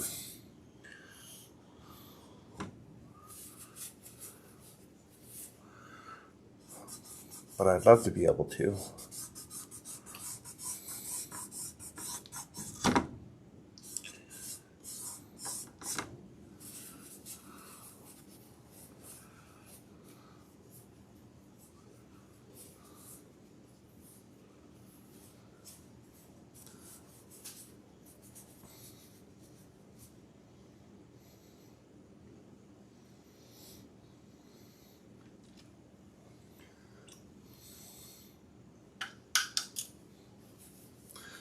What else? What else? What else?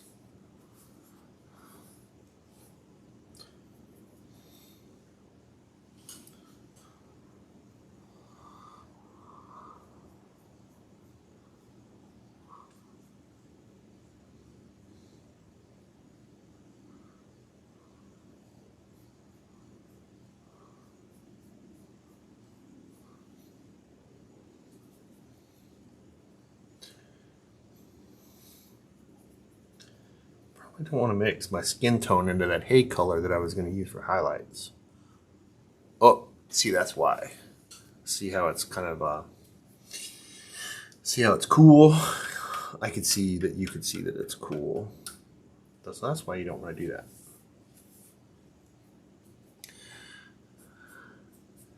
It's fine when you want to do it.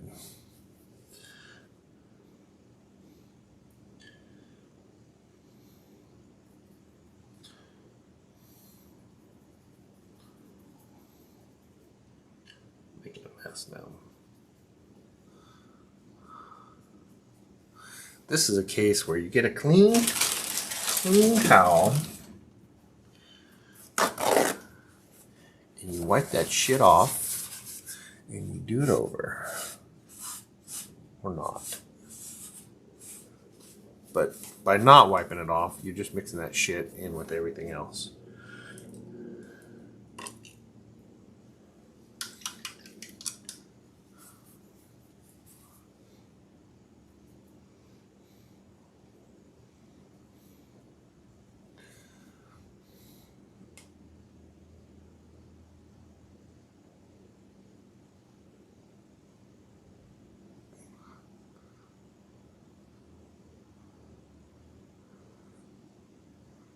I think I need to cut up into that a little more.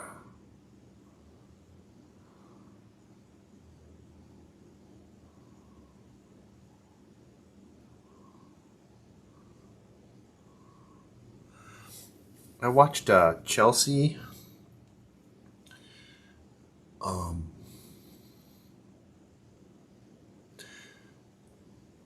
Is it Chelsea?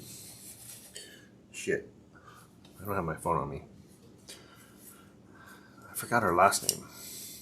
Hang on one sec.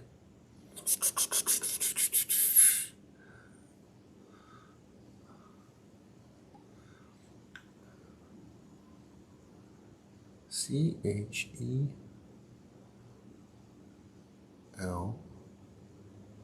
Yeah, Chelsea Lang. For some reason, I didn't think her name was Chelsea Lang. But I watched Chelsea Lang put out a video today. It was really good. If you don't follow Chelsea Lang, she is a very expressive portrait and figure painter. She paints with the East Oak Studios guys, but she's had her own YouTube channel for a long time. And even though I don't like the format, she does the voiceover format. So she'll paint, and while she's painting, she'll have a voiceover going. Even though I don't really like that format, it's still pretty good content. And even if I don't listen to the voiceover format, just watching her paint is worth the ride. But she put out a pretty nice video today. She was painting a friend of hers, Paulina, I think was her name, who was the last model for the East Oak Studio live stream. And I guess Paulina is moving away, and Chelsea wanted to spend some extra time. So she did something that I don't do, which is on the Paint from Life nights, and she doesn't usually do it either.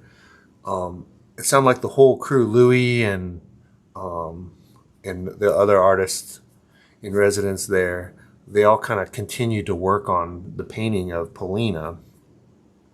And so what she posted today was her working on that painting that she had started from Life, but then continued with the reference image from the session. And it was nice to see her take a painting, because I do the same. I have this painting that we did Wednesday night of Nathana sitting right here next to me, that normally I would just leave in my car or stand up somewhere, let it dry, and then at some point paint over it. But it was nice to see her take a painting from one of the Paint from Life sessions and make a finished painting out of it. Because the paintings from the Paint of Life sessions, they rarely look finished. I mean, even the best artists there, their paintings still look somewhat unfinished when they're done. And I know some of them work on it, like Robert. Robert goes home and he usually will post, he'll leave the studio with an unfinished painting, but about 1 a.m, you'll see the next day about 1 a.m, he'll have stayed up and posted, his finished painting. And, but for the most part, not many of us do that.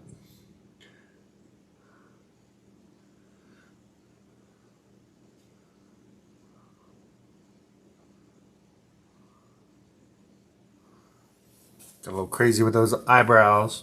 So maybe I'll spend a little time with her. And she does have some black in those eyebrows of hers.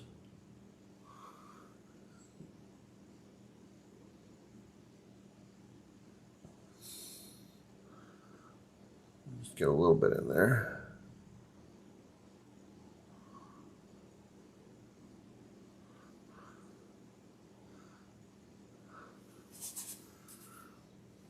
This one was quite a bit.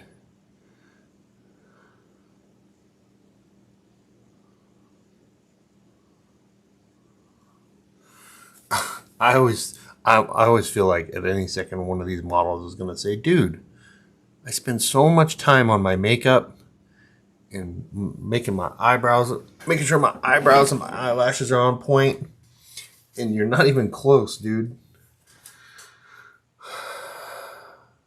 But they never do.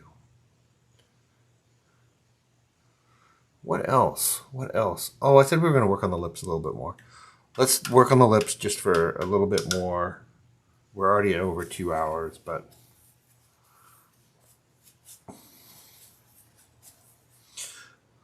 let's just see what we can do real quick.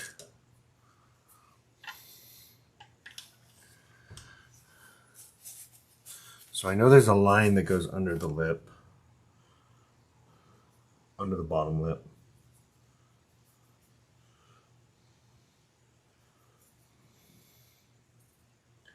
This may be too dark, but get a maul stick out.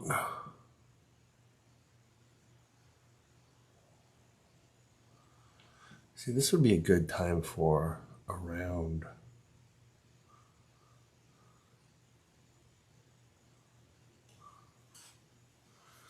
It's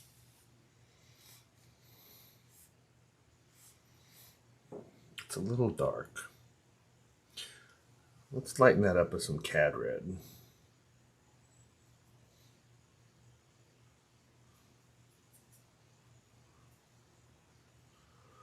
So again, instead of lightening it with white, light it up with a lighter color, a lighter valued color.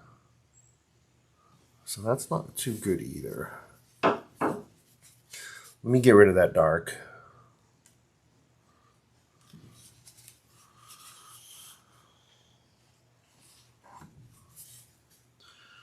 Let me try that again. So I'm using my little rosy beige, and I think that's more like it. I'm going to try to cover that line that I should have just taken my palette knife and knocked off. Let's get that done.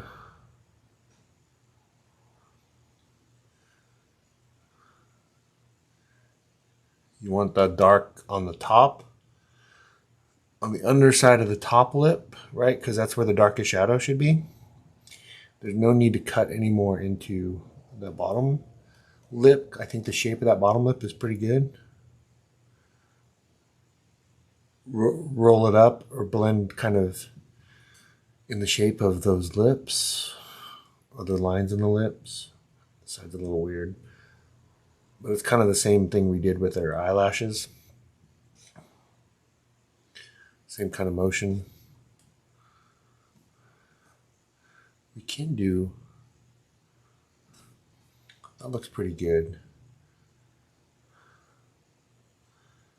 Always go in the shape of the lips, especially at this point.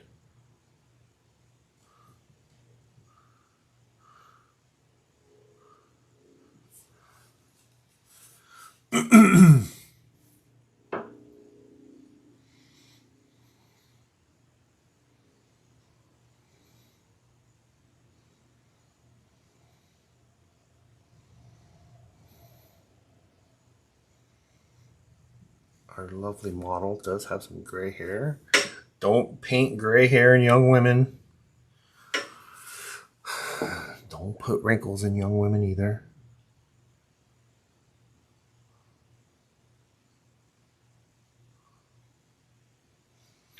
This is a weird little thing that women do where they paint their lips bigger than they actually are. You know who you are. I say stop that. Stop that.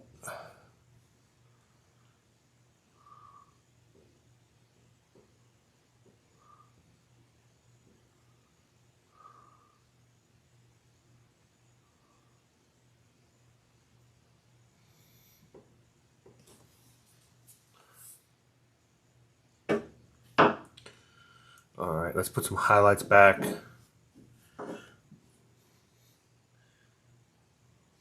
Oh, we'll use our round brush for that. Mix some color here.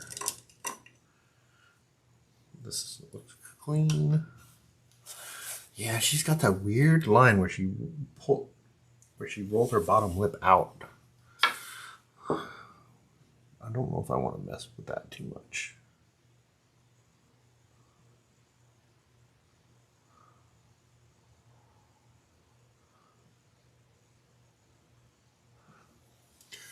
Yeah, shouldn't have messed with it.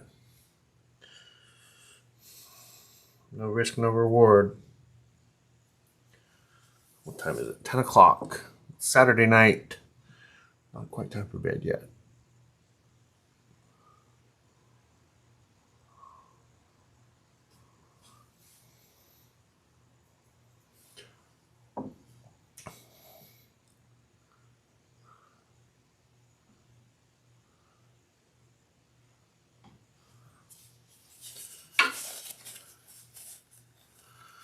think I want to make the green pop more in her eyes, and I want to make these nostrils a little darker.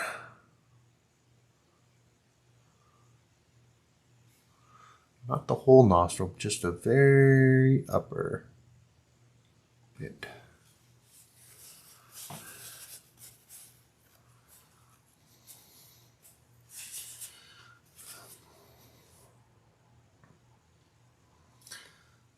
All right, so how about just overall?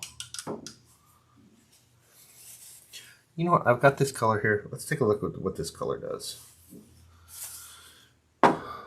Let's just do a line or two. It's very bright.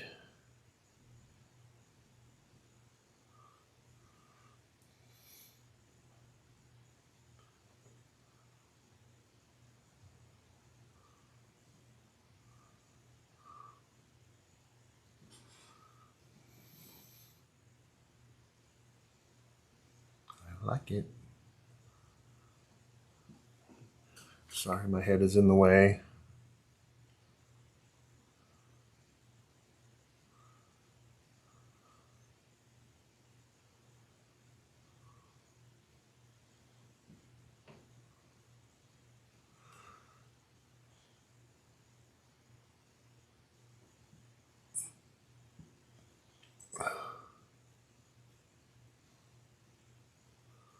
I'm going to get rid of that white line. I don't like it.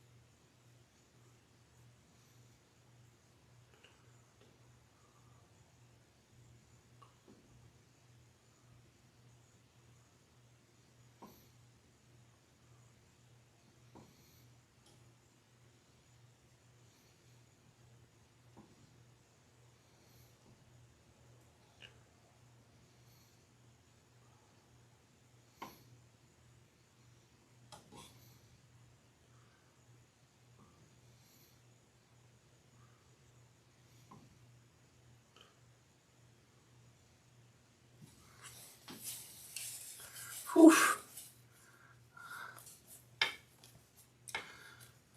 Under the light, it's pretty rough.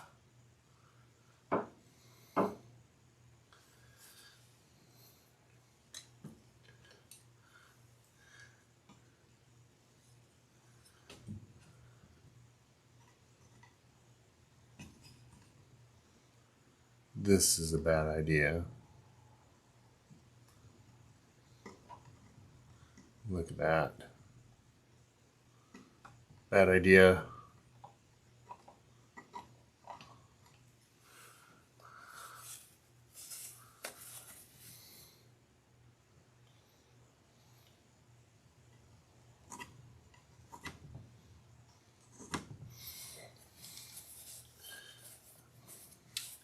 So remember when I spend all that time knocking down the ridges? That's why. So I don't have to do that. But don't be afraid of it. Get your palette knife out. So instead of that haunting me for the rest of my life, we'll just fix it.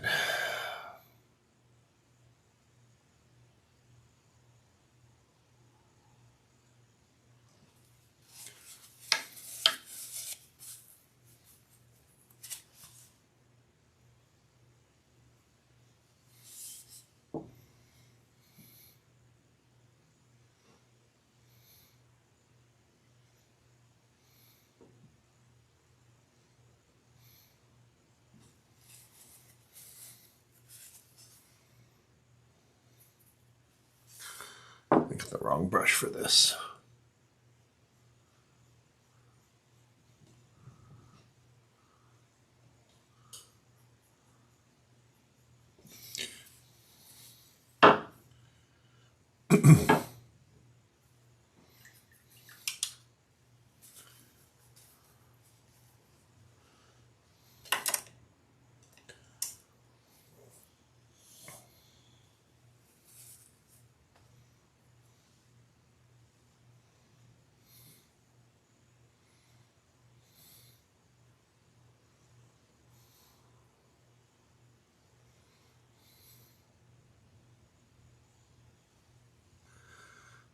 Yeah, I think that's okay.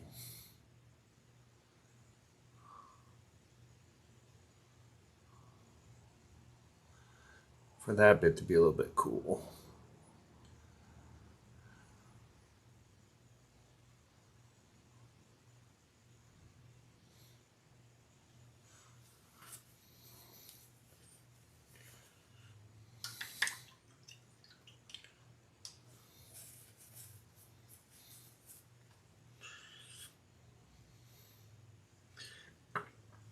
So I need to start a new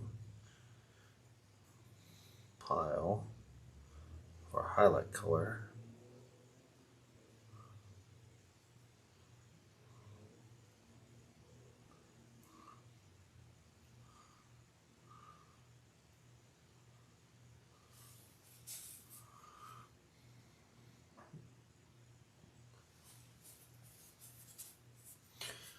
Let's get some highlights on here.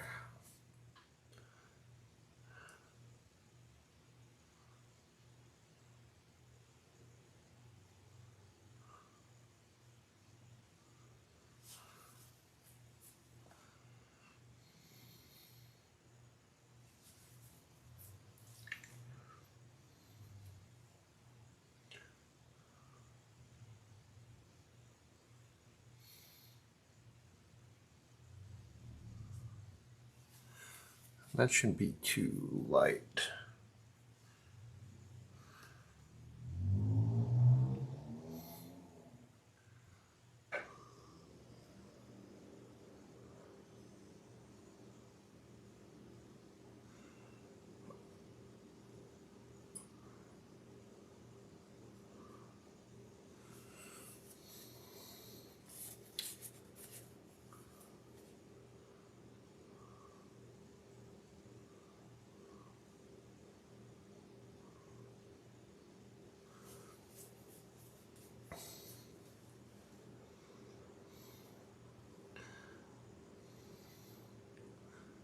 So that's pretty light.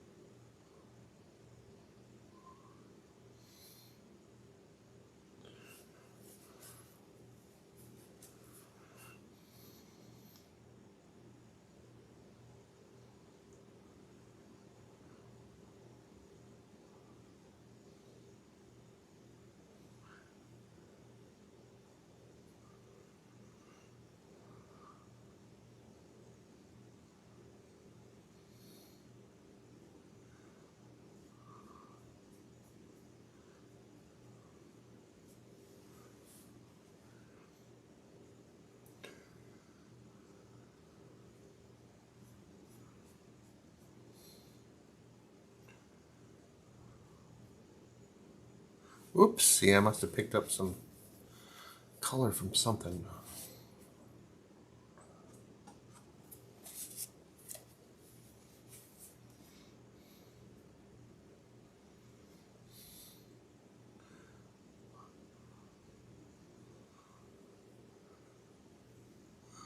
can't really see this up top portion here.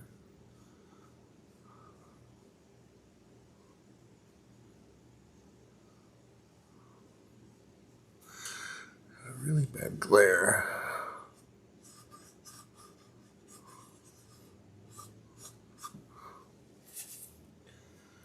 See, this has got some cool in it. We don't want that cool.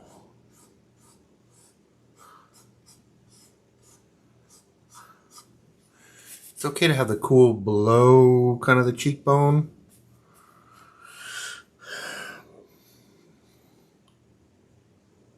But not above it.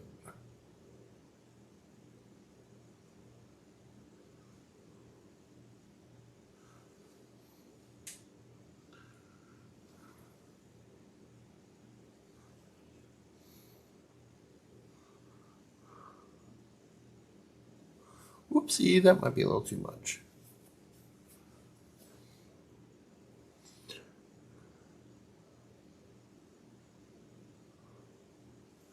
Yep.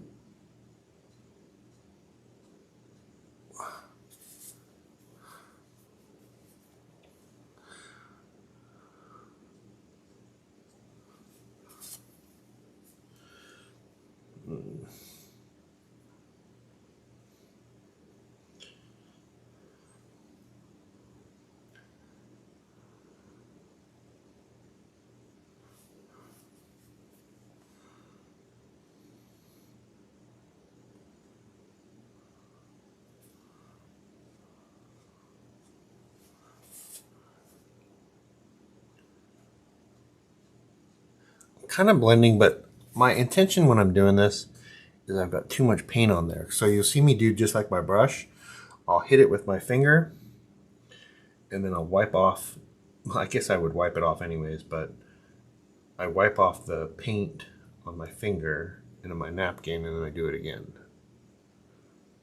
But my intention isn't really to blend, it's because I got too much paint on there. And so even now I'm doing the same thing. Yes, I am blending, but I'm also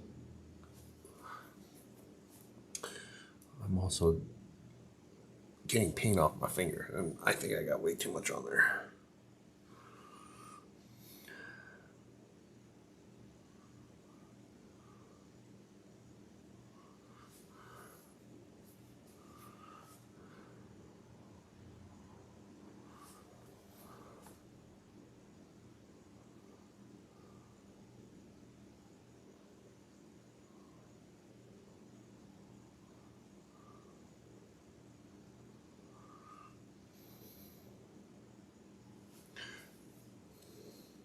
This will be a case of unintended consequences.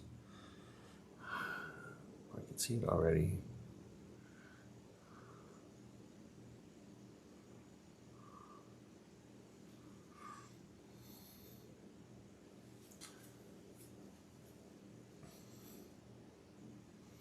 Considering I just wanted to get a little more highlight on there.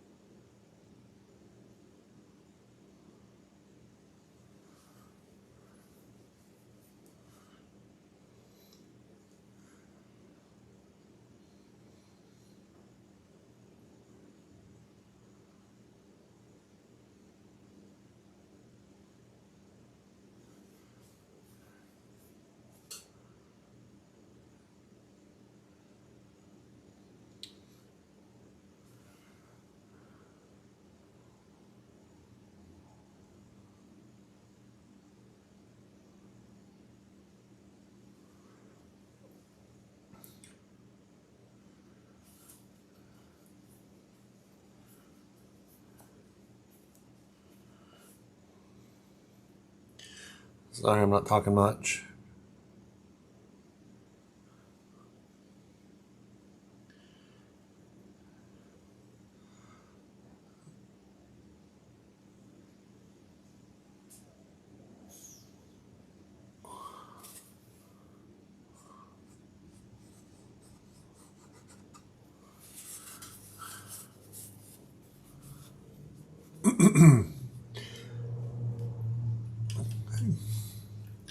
Kind of want to get her eyes a little less cloudy. The whites are kind of cloudy.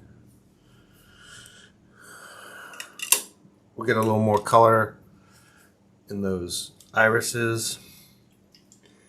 And then I probably should take my dog for a walk.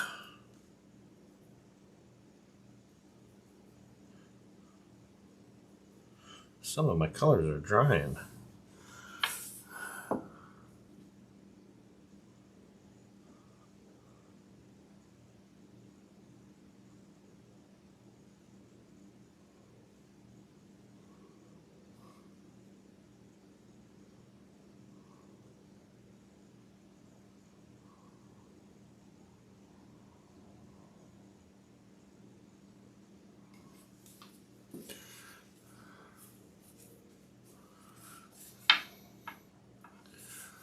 I think.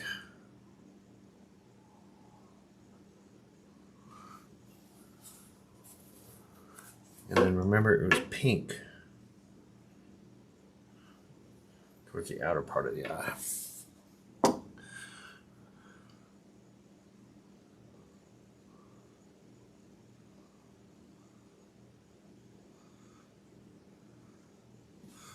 Oops. So we grabbed some of that black out of the bottom eyelid. Hopefully, I'm going to try to just paint over it.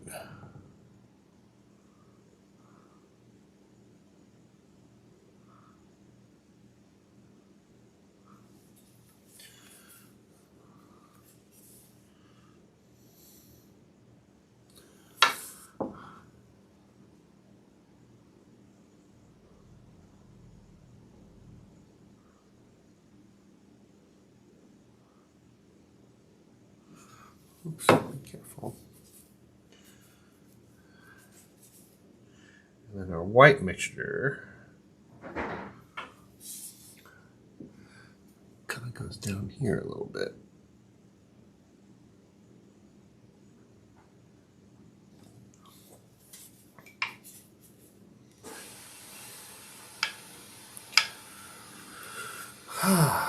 So this right eye, same thing.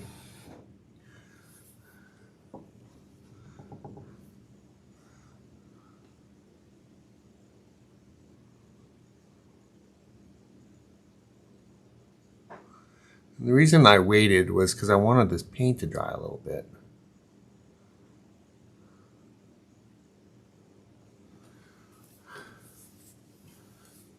All right, now let's get some of that blue, that light blue in there. And I think I'm going right out of the tube light blue. Just in a couple spots.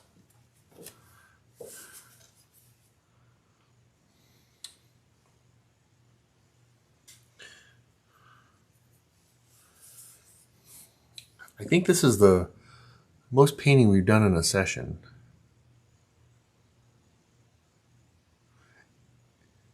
And so I'm directly across from the catch light. Remember, that's the lightest spot.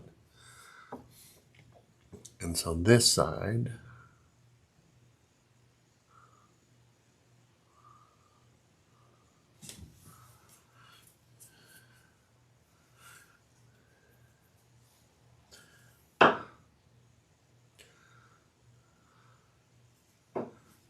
all right.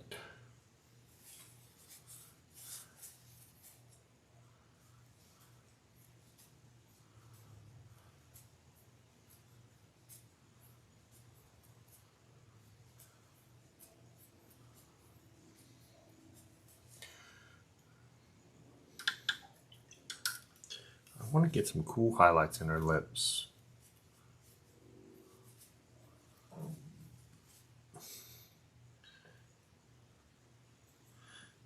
I feel like it's cad red.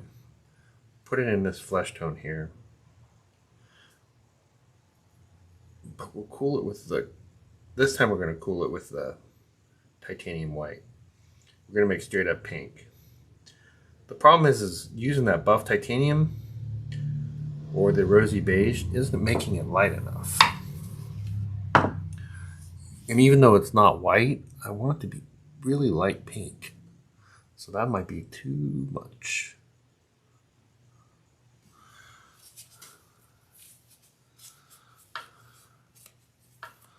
But I'm going to blend that a little bit.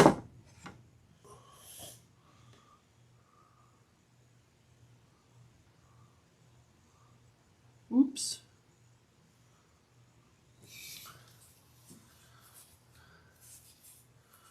See, I don't mind that. We could fix it a little bit.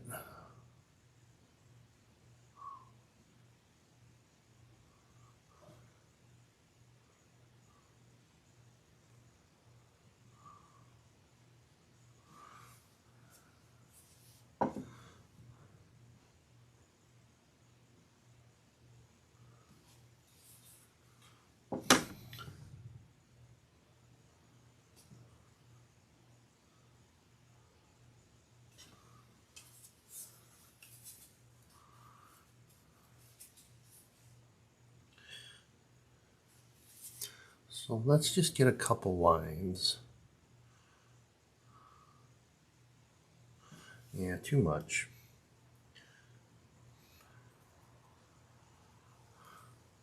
Too white.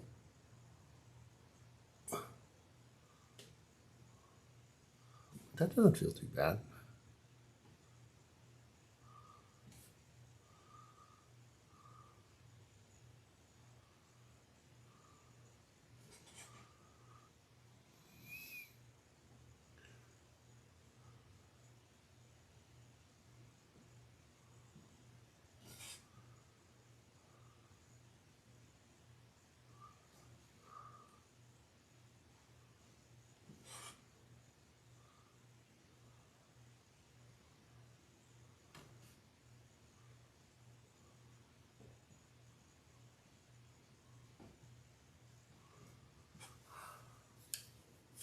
All right.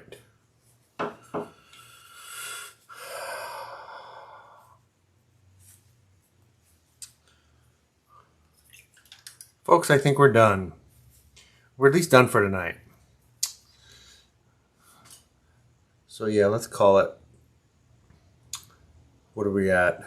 2 hours, 37 minutes. Yeah, that's enough time to call it.